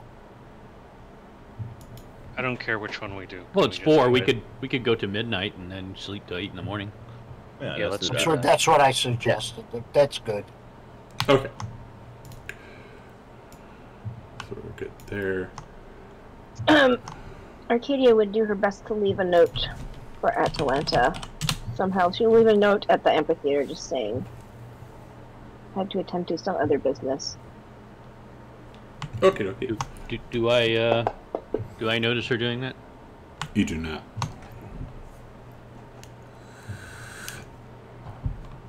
Alright. As we're going, Corbin will talk to Arcadia and say, I'm very curious about these Amazon friends of yours. Why don't they answer the call when you make it? You're assuming it's a call. Well, what is it then? And something that Amazons know. So you can't share that information with anyone? If I did, I'd have to kill you. Wouldn't be the first time. She smiles. I'm going to say, you know what I'm curious about, Corbin? What? I don't get you sometimes. Like, at one moment you call me like a fish face freak, and at the other moment you buy me this gift. Like, what's going on with you? What do you want? Well, sometimes I feel bad because you were mistreated. Well, I don't want anyone's pity. Very well. What about just being friends? All right. Well, we can be friends, but don't call me a freak anymore, and we'll be friends. Okay, but please get your face fixed as quickly as possible. That's what I've been trying to do for quite a long time now.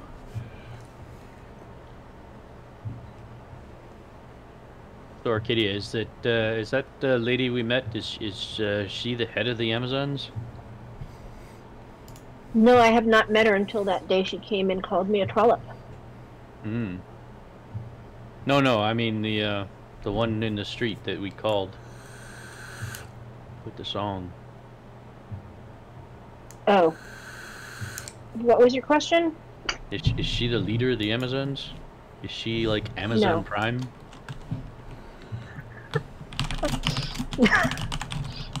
Free shipping? No, she says she is not.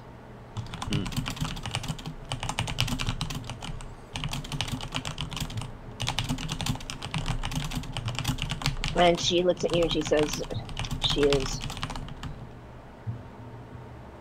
We bring Kyra with us, guys. Yeah, We had she's to there. pickle. I've got that right here in my pocket. Is she here in person, or is she in the... It is up to you. Pickle form. Pickle form? Alright, she is the pickle.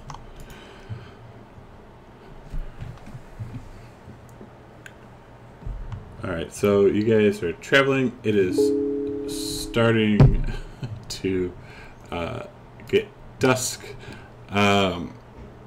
You travel for a little bit. And everyone give me a perception. Maybe we should send out an owl. Yeah, that sounds like a good idea. Why didn't I put that in my tab?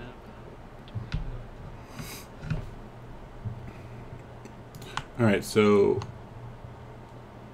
there we go. Yeah, so Owl, Arcadia, Steve, you all you hear something coming down the road. It sounds like it is pushing a cart and humming slightly. Recognize the song? You do not.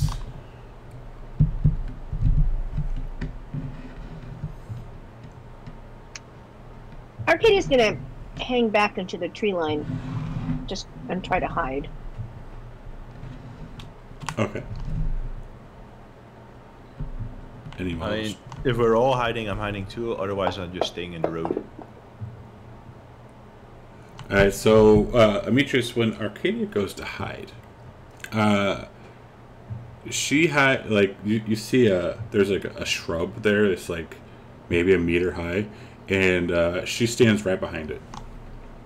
And I'm like, if you're gonna take a dump, you should really move a bit further away. I can see your business. She glares at him. I'll just wait in the road here, because from my point of view, she's just taking a womanly break. I'm just waiting Checking here. a grumpy. Alright. So a few moments later, rounding the bend, y'all happen to see a very wide orange tabaxi, and he is pushing a cart. Like this tabaxi is very rotund. Fat cat. Yes. It's a hill creature. Oh, hello, friends. What can I do for you? I will look at his cart, see what's in there. You see all sorts of goods. From like food, you see some potions, you see some pointy sticks, you see a couple of suits of armor. I'll say, are you well versed in potions and such? What's that? Sorry? I'll say, are you well versed in potions? Do you Of course. I will ask him to identify that potion with the toenail in it for us. But first you must do me a favor. Go on. You must feed me. I am very hungry. I will Would you take like- out the one harpy leg that I have remaining. And he looks at it and gobbles it down. So then he will take the potion and kind of shake it up and look at the toenail. He says, you must have met Fargrim. Indeed. Yeah, this is, he likes to play a trick every once in a while, and this is his potion of healing. So it's just a healing potion? Oh, no, not a healing potion. A potion of healing. What's the difference? Tastes like feet, and it gives about half the normal, what a healing potion would do. Oh. I don't suppose you would be interested in buying it, or who had it? Was it Arcadia? No, I didn't. I don't know. Who did Ramos? Maybe it's me. I don't know. I just put it in as a normal healing potion. Okay, well. Okay, so yeah, I have it, and yeah, I'm happy to sell it for whatever you got. I couldn't resell it, so I would not be interested in that. Okay. Well, you know, when somebody's about to die, maybe it's still a good thing to have. Yeah. So, Does he have plate armor? you do see a nice set of plate armor. That could fit over my humanoid torso. You did. How much for that? For that, he kind of scratches his head. How about 1,000 electrum? Damn, I don't have any electrum on me. Why is it so expensive, my friend? My dear friends, I deal in electrum, and, well, you know, some of these items, they might come from other places, and, you know, I kind of gotta fix them up. Also, I'm pretty sure that's really cheap. Plate armor. It's like 1/4 of the price of a set of plate. Oh. I got 72 electrum. Well, Do you swap gold into electrum? oh, no, I have no use for gold. See, he pets his belly. Gold is what got me in this situation. Damn, that sucks. buddy. What do you got for 72 Electrum? 72 Electrum. He's like, He starts digging through some things, and he pulls out 5 javelins. He's like, I saw you these. Axes. Throwing axes. And then he's like, well, you can cut the stick off and cut it in half and use that. All right, never mind. Moving on. Okay. Thank you for your day. Well, before I just want to do introductions. What are your names and where are you going? Just out of curiosity. My name is Demetrius, and we're just going to have a nice wash at the Great Falls of Arkalon. And you see a sly look come over his eyes. You're Demetrius. So that means you must be the heroes. We've been called that, though we have yet to really earn the name. I see. Well, if you're going to the Great Falls, you must be trying to get into the Forge. What do you know about the Forge? Oh, I just know that it was shut down after some a Cerberus hound decided to make its lair there, and it was overtaken by a lot of death dogs. He hisses when he says dogs. Death dogs. Do they have any weaknesses? That I don't know. I'm not a fighter. I do not like dogs. They are disgusting beasts. But if you're going there, yes, you must be very interesting. Well, what is your name? My name is Rapidocious Alatocious Leonid Phalanx Hippogriff the Third. If you give me that plate armor, I'll tell everyone about you.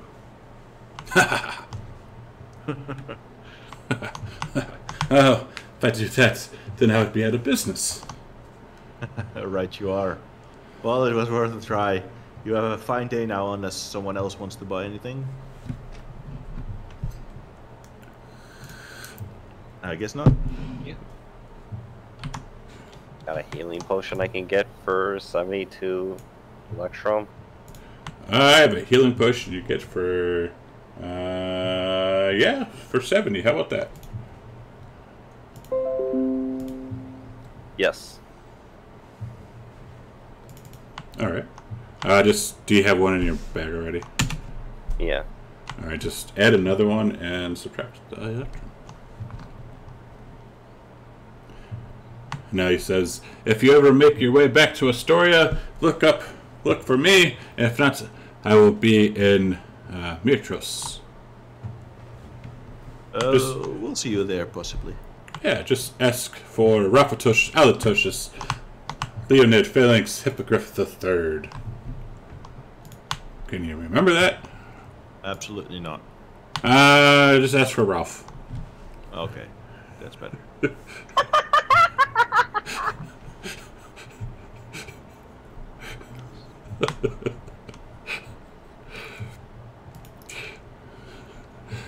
Yes. All right, I guess we move on. Okay. Right. Sorry. I've been wanting to throw that one in there for a while. Alright, so by now, you guys would ascertain, like with the light, the stars, the moon, that now it's about midnight, or 11 to midnight. So you're like halfway there. Just rest and continue on in the morning. Yeah, we should rest. Do the long With a rest. watch. Yeah. Okay. Do another long rest with the watch. Poor Kamos. Yeah. I didn't do it. It was your all's idea. And give me some perceptions while we're taking a rest and watching. By the way, you still have the heartbeat on. I know. Are we all just very excited, or Something like that. Alright. Alright, so... Wow. Nico. You see all. I see what? Is it paranoid dwarf? You see everything. I'm awake! Oh my god! And nothing comes to get you throughout the night. Like there's some travelers, but they kind of pay you guys no attention. So next morning.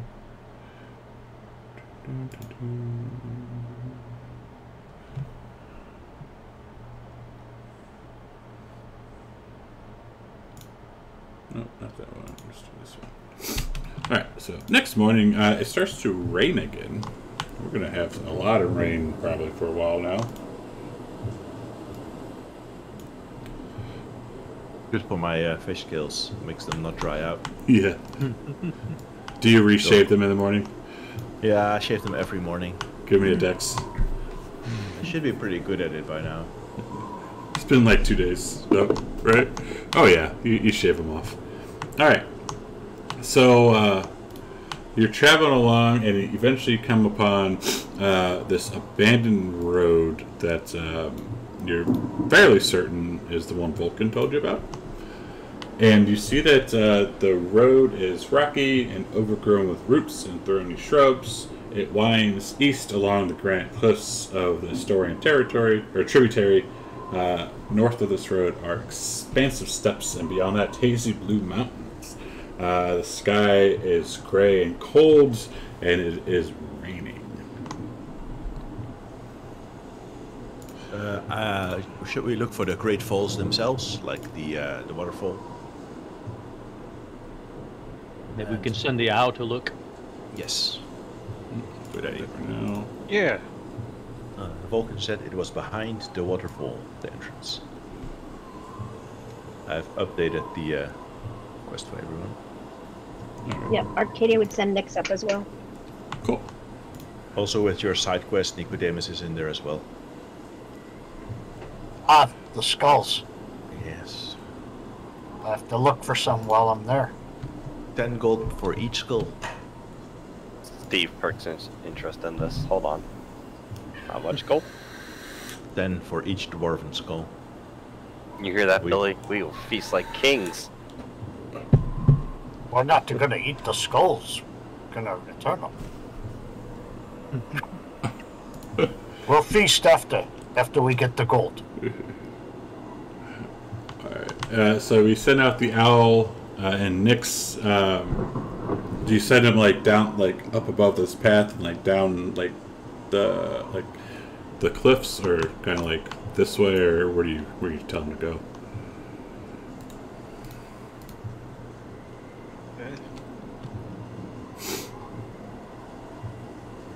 Is that where you're telling him to go? Just can you do a 1 mile perimeter or circumference around where we are? I mean, where we're going? Oh, I'm confused. What is? I thought we were following the river. Somebody just said about sending, like, because where you guys are right now, this black line is the path. We're looking for waterfalls, so... And Vulcan... Vulcan... want to go towards the water, I think. Yeah, Vulcan had mentioned that there is a path that's an abandoned path that you follow that will take you there. But then you guys mentioned about sending the owl and Nyx out. What instead. if we follow the path and at the same time have the critters just fly above us in a circle, warning us if they see anything? Okay. Visibility Well, do we have right now? It's slightly obscured from the rain, but it's clear out. It's just raining. Okay. Well, if the owl is just circling overhead, I would send Nyx to follow the path and come back after she's gone out a mile. Okay. So she gets down. She follows it as the crow flies, and will eventually come back and let you know that she did, like with her little chirps, that she found the waterfall and that there is a path leading down. Okay, I pass that information along to the party.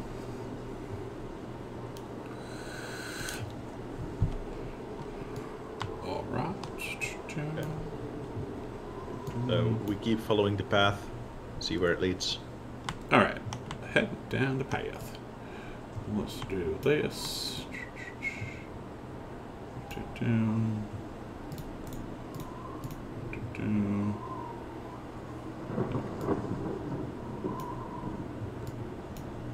have a bad feeling about this. Battle map, right? Always a good feeling. Mhm. What could go wrong? Alright, so as you guys are heading down, Arcadia Nyx flies back real fast and does some chirps that there's something coming. I tell the party that. And I Ambush stands, guys. attempt to hide. Let's try this again. I'll attempt to hide as well. Stealth rolls? Yes. And just there we go.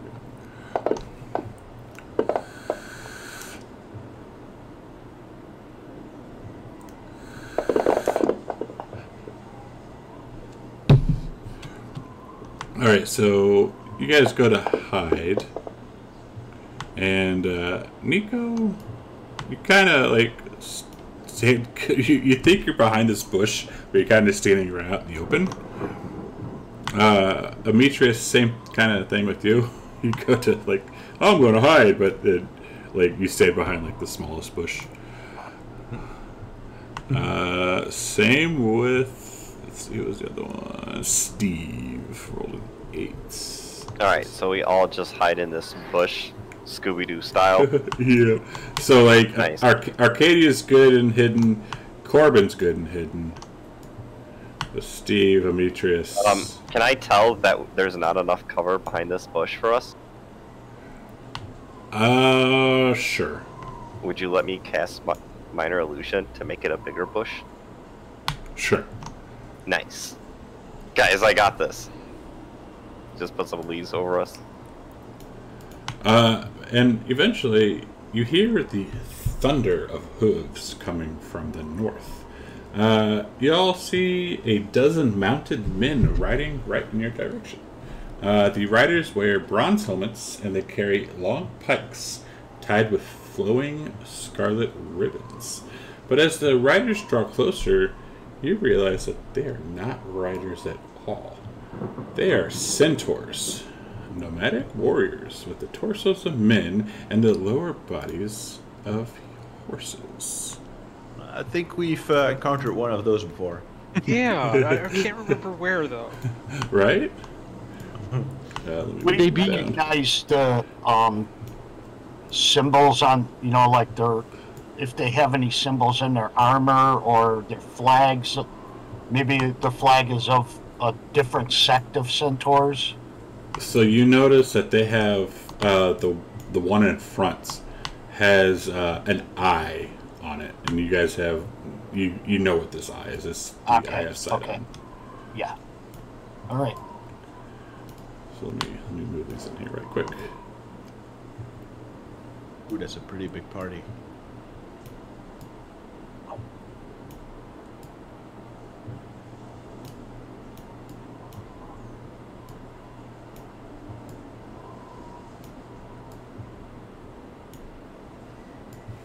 Yeah, it's a pretty big party. And let's just turn this off because this is going to annoy me. Bam. Wabba dabba dub dub, guys. Let's go. So, the one in front, he has obviously seen a battle before. And he looks mean. Like, mean. It makes Demetrius look like a child. And as he rides up, he stops and he holds up his hands and says, "Hail!" I will walk out of the bushes. I'm going to say greetings. Since Nico is standing right in front of the bushes with only a few draped down, he's like,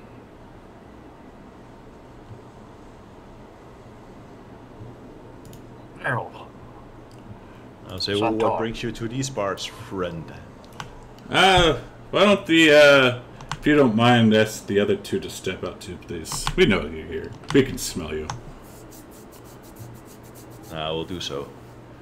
Say, guys, come on. They found us.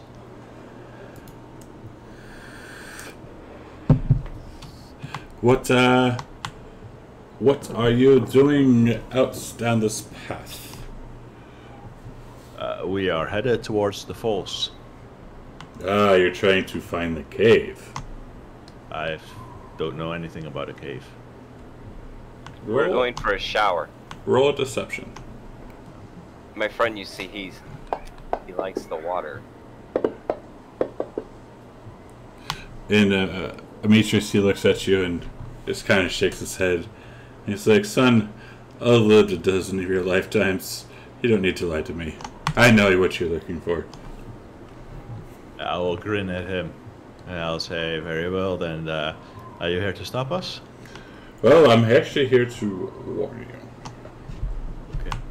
There are troglodytes dwelling in those caves now, and they emerge at night to hunt for food. I believe that two of my kin have fell to the clutches of these creatures. Nothing, sadly, that I can do for them, or my friends here can do for them, as those paths and tunnels of the mines are just too treacherous for us, for our kind. So if you go in there, be careful. I'll say, if your friends are still alive, we will do our best to return them to you. Yes? What are their names? Centaur 1 and Centaur 2. As I What can't is, quickly think of a name. Hooker's name. Should I send you the name generator again? No, it's fine.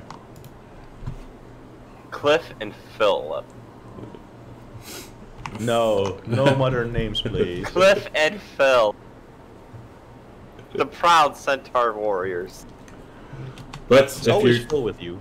if you would do us that kind favor, I will give you this horn, and he will hand you an ivory horn. It says, blow the horn on the riverbank of the Archelon when you have discovered the fate of my kin, and we will offer you a reward. What is your name? Hukar. Hukar. My name is Demetrius. You may have heard of me. We've heard of you. All right, Hukar. We'll blow the horn when we discover the fate of your friends. Very well. Arcadia asks, are there weaknesses to the troglodytes that we should know? Or characteristics? They're nasty little buggers. Let's see here. Let's see if they have anything that he can offer you. So you'll know that you're coming up on them way before you see them. They smell worse than him as they nods over to Nico. Not stink. Yeah. I smell refreshing, like flowers. My friend, you smell like shite. I'll take offense to that. But that's your opinion. So yes, if you go down and you find my friends, please blow the horn, and please, especially you, Demetrius, be safe down there. That's nasty. Thank you for the warning. I will do my best. All right, and they will kind of stand aside and let you all pass. So So that was a quick, easy, almost encounter. Oof. Yeah. I mean, 4 of these almost wiped us, so I'm pretty sure they could have easily killed us. Yeah, that big party. I'm going to take out the rope of climbing and I'm going to tie it around my chest. Okay. Then, in case I fall, I can like throw it up and hopefully save my own life. Okay. Alright, so we continue heading down. Let's just maybe there. Get this. Alright, so as you're coming up, you can start to hear the water. And you come up, you see this rocky promontory. It looks over a spectacular vista dominated by the Great Falls of Archelon. The river cascades over a sheer cliff and roars into a vast semicircular lake, throwing up a white mist. The Great Falls are almost beyond description. It's as if an entire ocean has spilled over the edge of the world, and you stand marveling at the space beyond. Y'all have never seen anything so grand. The sound of rushing water is almost deafening, and the light of the fading day, well, the light of the day gleams across the water like red gold. 4 massive statues of stone hands surround the lake. To the south, you can see the river snaking down from the mountains through the old woods, while the snow-capped Mithril Mountains dominate the western horizon. I'm going to take a moment to close my eyes and really enjoy this moment, seeing these beautiful falls. I also looked up them, of course. Yeah. And Arcadia drops to a knee as well. And bows her head. Robin will wade into the water and wash his pits. Of course you will. And actually, Nico, I wash Billy in the waterfall. And actually, Nico, this actually reminds me of Victoria Falls over in Zimbabwe. Oh, in Africa, yeah. Yeah. I saw those in person, and it. Oh wow. Oh god, it was so cool. Like it puts Niagara to shame. Yeah, Niagara Falls isn't that big. No. But it's still pretty. I mean, it's big, but not compared to that. No, like Victoria Falls is ginormous, and it was so cool. But y'all do see a wooden path descending down to the riverbank, and you can see a collapsed entrance to the tunnels. Yes, that must be the entrance that they collapsed behind them. The entrance we seek is behind the falls itself. Yes. We see a path behind the falls? You do. I think it was like off to the side, and then you could like walk up a ledge or something. He said. By the hands? Yeah. Correct. As you're coming up, so you saw those 4 around the lake. Now that you're coming down, and you see 4 more. There are 2 on either side.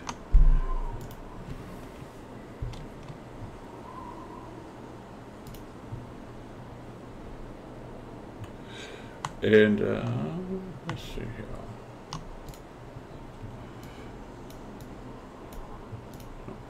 Don't need that, so I can get rid of this. Sorry, just closing some maps that we don't need.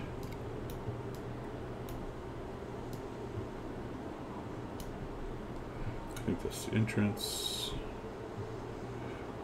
Now I got to. So. So as you come up to this rocky ledge, it leads up from the river and passes through a short tunnel, which deflects an endless cascade of water from the falls. The ledge grows narrower as it ascends, stretching for a quarter mile along the sheer cliff of slick black rock. Beyond the ledge, a shimmering curtain of translucent water spills down to crash on the rocks below. Cold white mist fogs your vision, and roaring water drowns out all other sound. And as you guys are kind of walking, you're sprayed with the water. There's wet moss. The path, though, is well used and pretty safe. Nice. And eventually, you see a rope ladder that leads down to the river beyond or below. So almost kind of like someone put it there to climb down.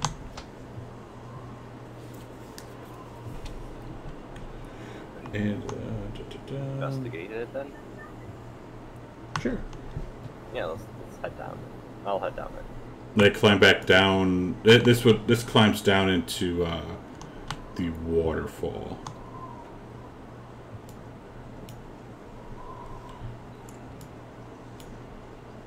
Let me just put you guys on a map.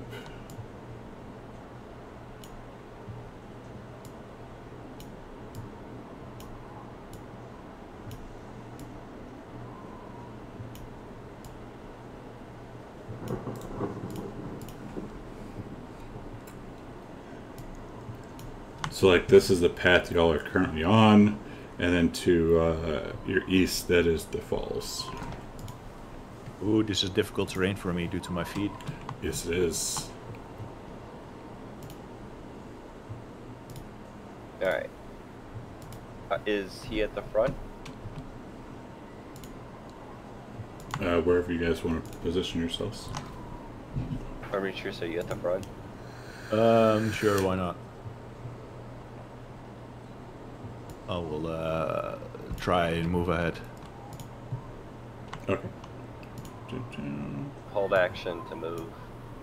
No, Whatever space. you're not in combat.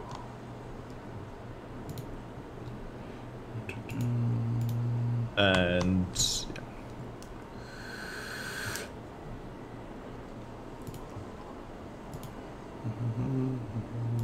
I will, since it's getting rather dark, is it too wet to light a torch?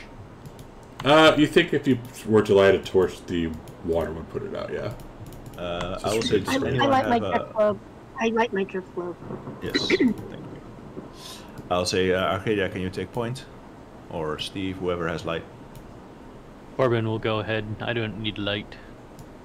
Yeah, yes, but for the rest of us, someone with light should walk near me. Okay, I'm gonna turn on my light spell. Oh, yeah. Why can't... There we go. I'll try and creep ahead. Wait.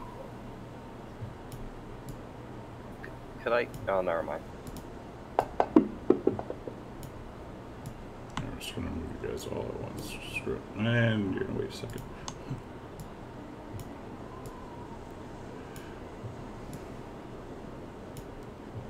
So, as Corbin, as you're coming up here, you smell something. I'll hold up my hands to the others. Do I recognize the smell? Does it smell like a troglodyte? No, you never smelled a troglodyte, but it smells like death. I will cast Divine Sense. Okay. Which lets me know any celestial fiend or undead sharing is carrying within 60 feet. Let me quickly draw up a circle.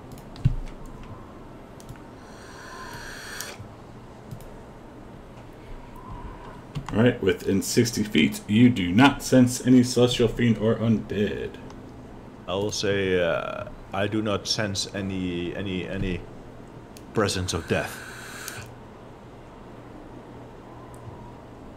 But it could be these troglodytes.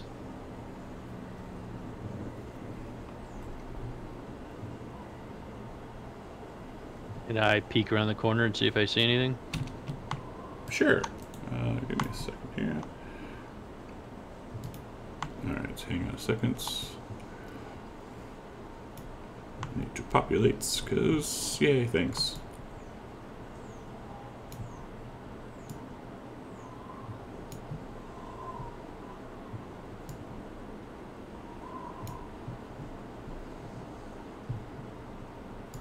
Fights, fights, fights.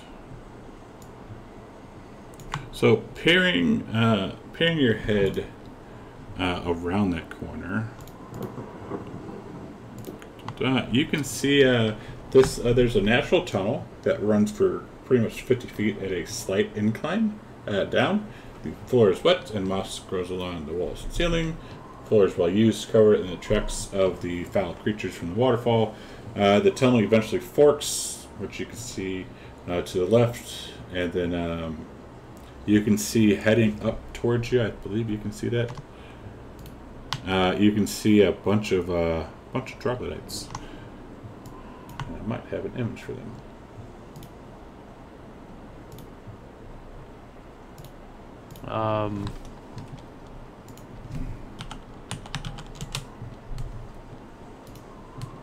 Say, well, Corbin. I'm going to take one more step forward and throw my lightning javelin at them. Okay. And then we'll be right into combat. Yeah, I was following him, so I should be neck behind him. No. Wow. I warned you that they were there, so you knew they were there. But...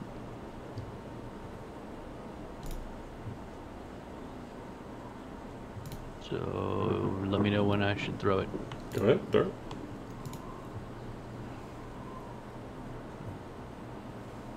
Oof. Right. Does it do anything on a miss, or? Lands on the ground, I believe. Oh. Should have done that reckless, but I didn't. Oh well. And we find my button. Bam. Maybe somebody could have foreseen that. Wait, I'm seeing something.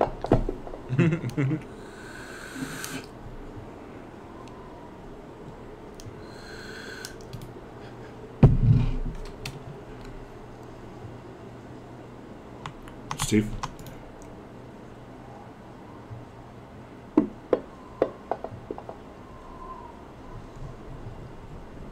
Alright. And Steve, you're up first. Oh shit. Okay, can I move up to here? Wait, hold on. What'd you see? Ah! That. Ow.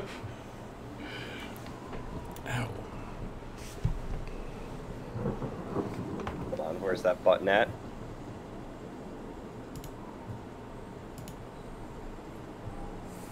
Manifest that I go right there, and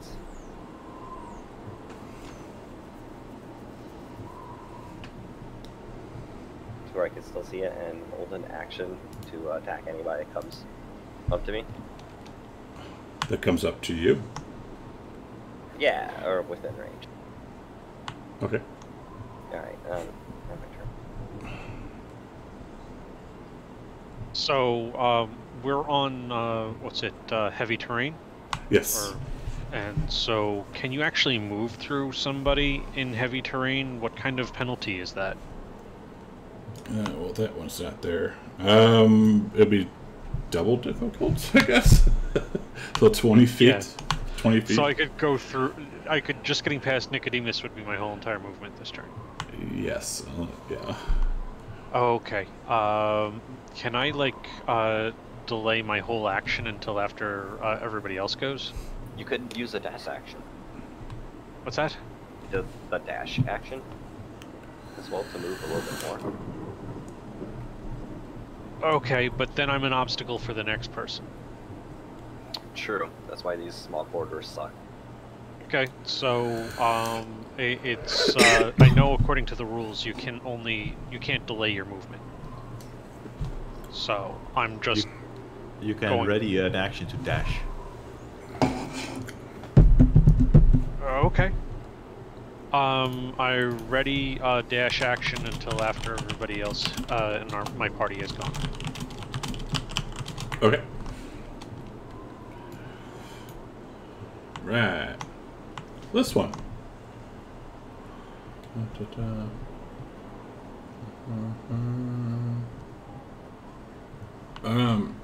It's gonna see Ghost Steve, so it's gonna come up to him. Start biting. And what's the hang on, I should remember what the AC of the thing is. 14 plus 1. Okay. Plus my con. So 14 plus your con? Yeah. too. So 15. Oh, is it 15 or 16? Where's the It's definitely 15.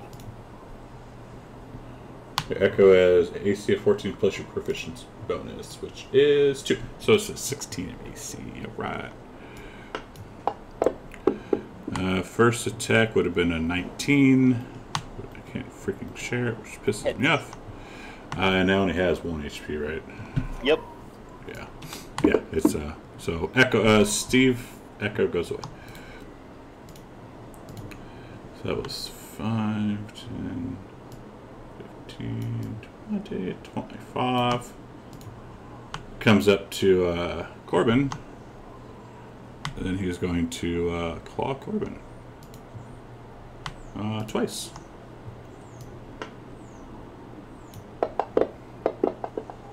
Well, first one misses horribly.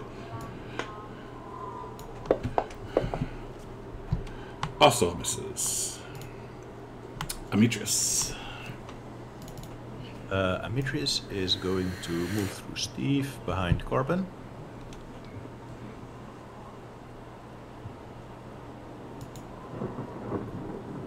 And he is going to...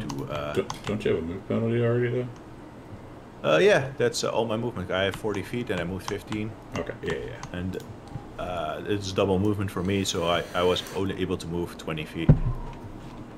See. I'm going to attack the troglodyte over Corbin's head, since he's small. Roll a 1 and hit Corbin. Okay. Come on. Oh. You know what I'm gonna do? Use all your spell slots.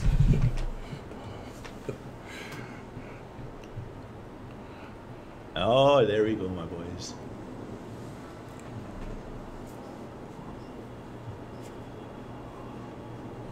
I call upon the glory of the horse, and for a moment you guys hear this sound.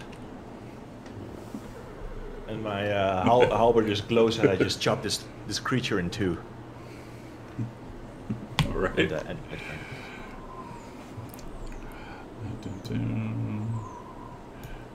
So, unflattering shirts. 5.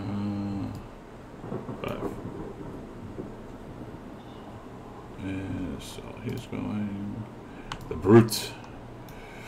Das Boots. Actually, I'm just going to do this. Sorry. Blah, blah, blah, blah, blah, blah, blah.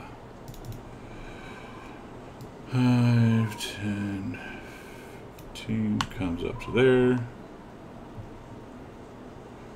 And then we'll bite and claw Corbin.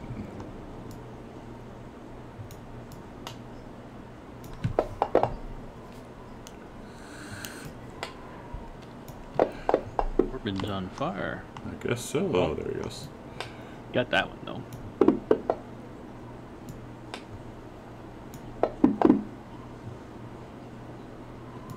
How many attacks does he get? 3. Damn. Yeah. Danger for lip here.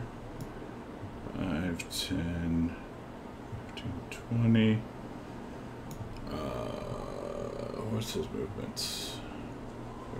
Nope, he can't do it. He's gonna move up to there. Arcadia. Okay, so she is going to move up. So she can see the brute. You can't hit him from there, no. You'd have to move up to get a shot off.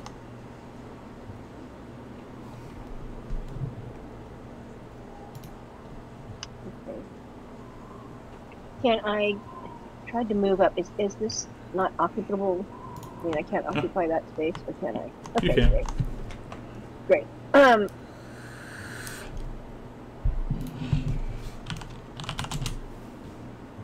Oh, I did something funny. Hold on a second. Now I don't know what I did. Somehow I expanded my screen. Anyway, she's going to murmur something. Throw a hunter's mark on him. Let's see if I can do this.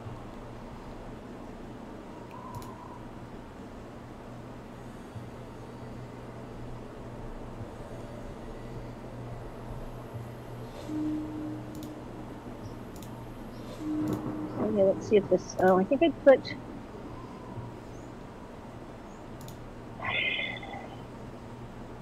Hold on a second. I'm sorry. I apologize. Just blame Scuff. Yeah. Well. Everyone else does. No. Mostly you.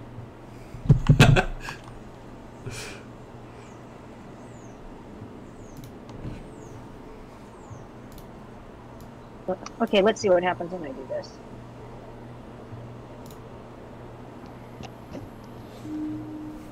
Oh, might get lag here for a second. There we go. Did you hit? Oh, yeah, you did. Hit damage. All right. So she shoots him, and then pass my turn, but I can't. I've done something to my screen, and I can't shrink it, so I can't.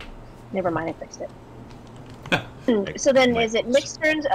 Is it Yes, she goes after you. Okay, great. So Mix is going to. Let's see what happens if this works.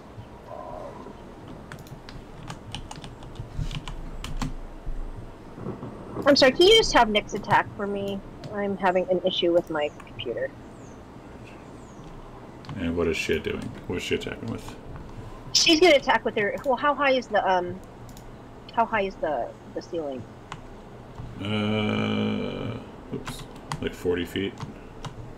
Great. And then she's going to fly above the brute and attack it with her pinions. Okay, I'm just going to keep it right there though because of things. Where's the pinions? There's the pinions. And it should be +2 to attack and +2 damage.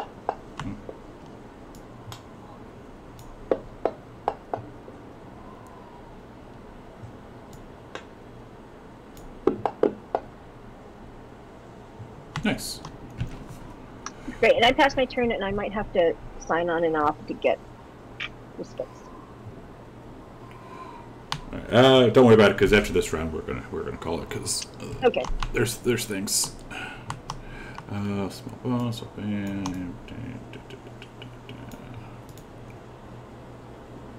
And he looks down and sees this javelin and picks it up. Oh shit. Oh no. You should have used the lightning, Corbin, not thrown the javelin. And Corbin, when you I did go, use the javelin, but you have to throw it to use it. with you go, hang on a second, we gotta do this. Because he smells bad. Okay, you're good.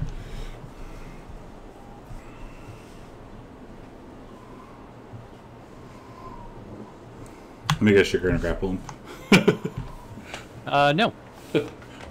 Haha. Corbin Oh, I forgot I had coffee. is going to rage.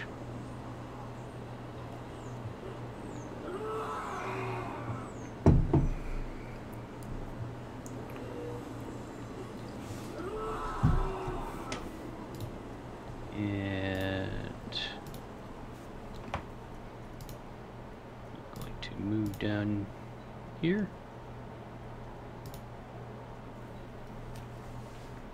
And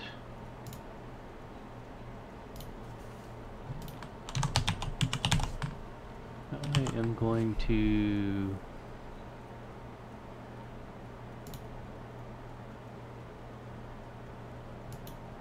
just attack.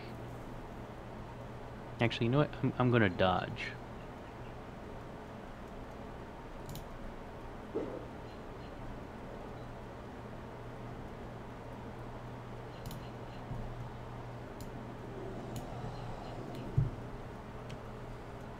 Nico.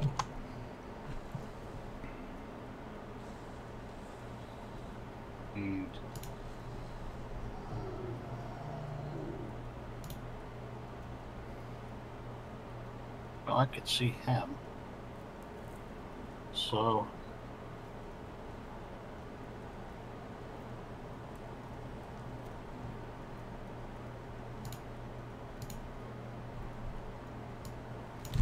I'm going to move just a little bit over there towards the edge of the water. Okay. That gives me a better shot. That's risky. Yeah, how far down is that drop? It's the drop. Orban, did you just move away from in front of me? Yes. Yes, it did. Thank I'm you. gonna try to hit that guy with a thorn whip.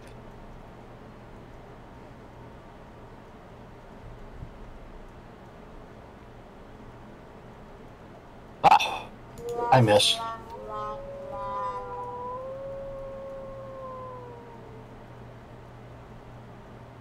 It's my turn.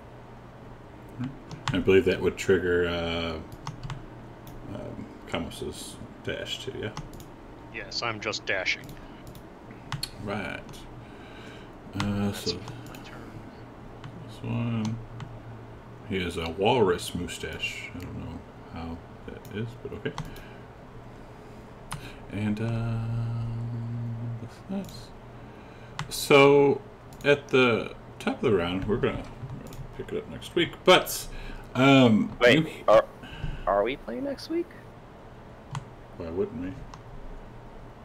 I thought we were talking That about was his other game. That's my Oh, curse. okay. That's I my won't be here, but yeah. That's the Curse of Straw game. Just because that's a massive arc for his character that he needs to be there for. But to end this one, you guys hear like reverberating and echoing throughout this whole cavern a deep, low growl. that's the death dog. And the troglodytes kind of look around and they look scared. And that's where we'll pick it up next week. So much fun. Yeah. Good game. Thanks, Engorgio. Awesome. Yeah. Thank you. He saved her. Yay. Alright. That was fun. Yeah, so whoever plays Demetrius, save your spell slots for crits. That's funny. Alright, I'll play Demetrius next week. Alright. So, but yeah, we are done. Thank you guys. That was fun. No one died yet. I love that zone. asterisk. Yeah. At the next zone for the next great labor. But I cool. think this is the final labor, isn't it? This is the third labor of 3. Nice. What will happen next? Yeah, I wonder where it goes. Yeah, it's kind of like you guys are finally finishing the intro. I'm kind of curious how he had those glasses. How you have these glasses. Yep.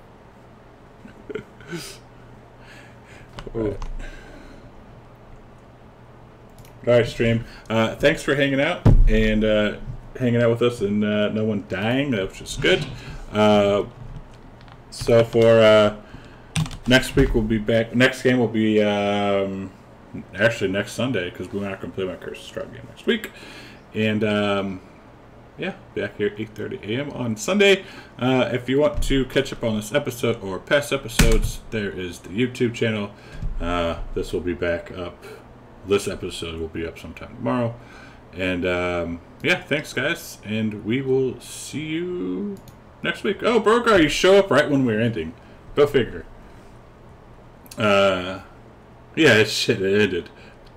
You got here right when it ended. It ends at 11:30 a.m. Or it's like, what, 6:30 your time. But anyways, thanks guys.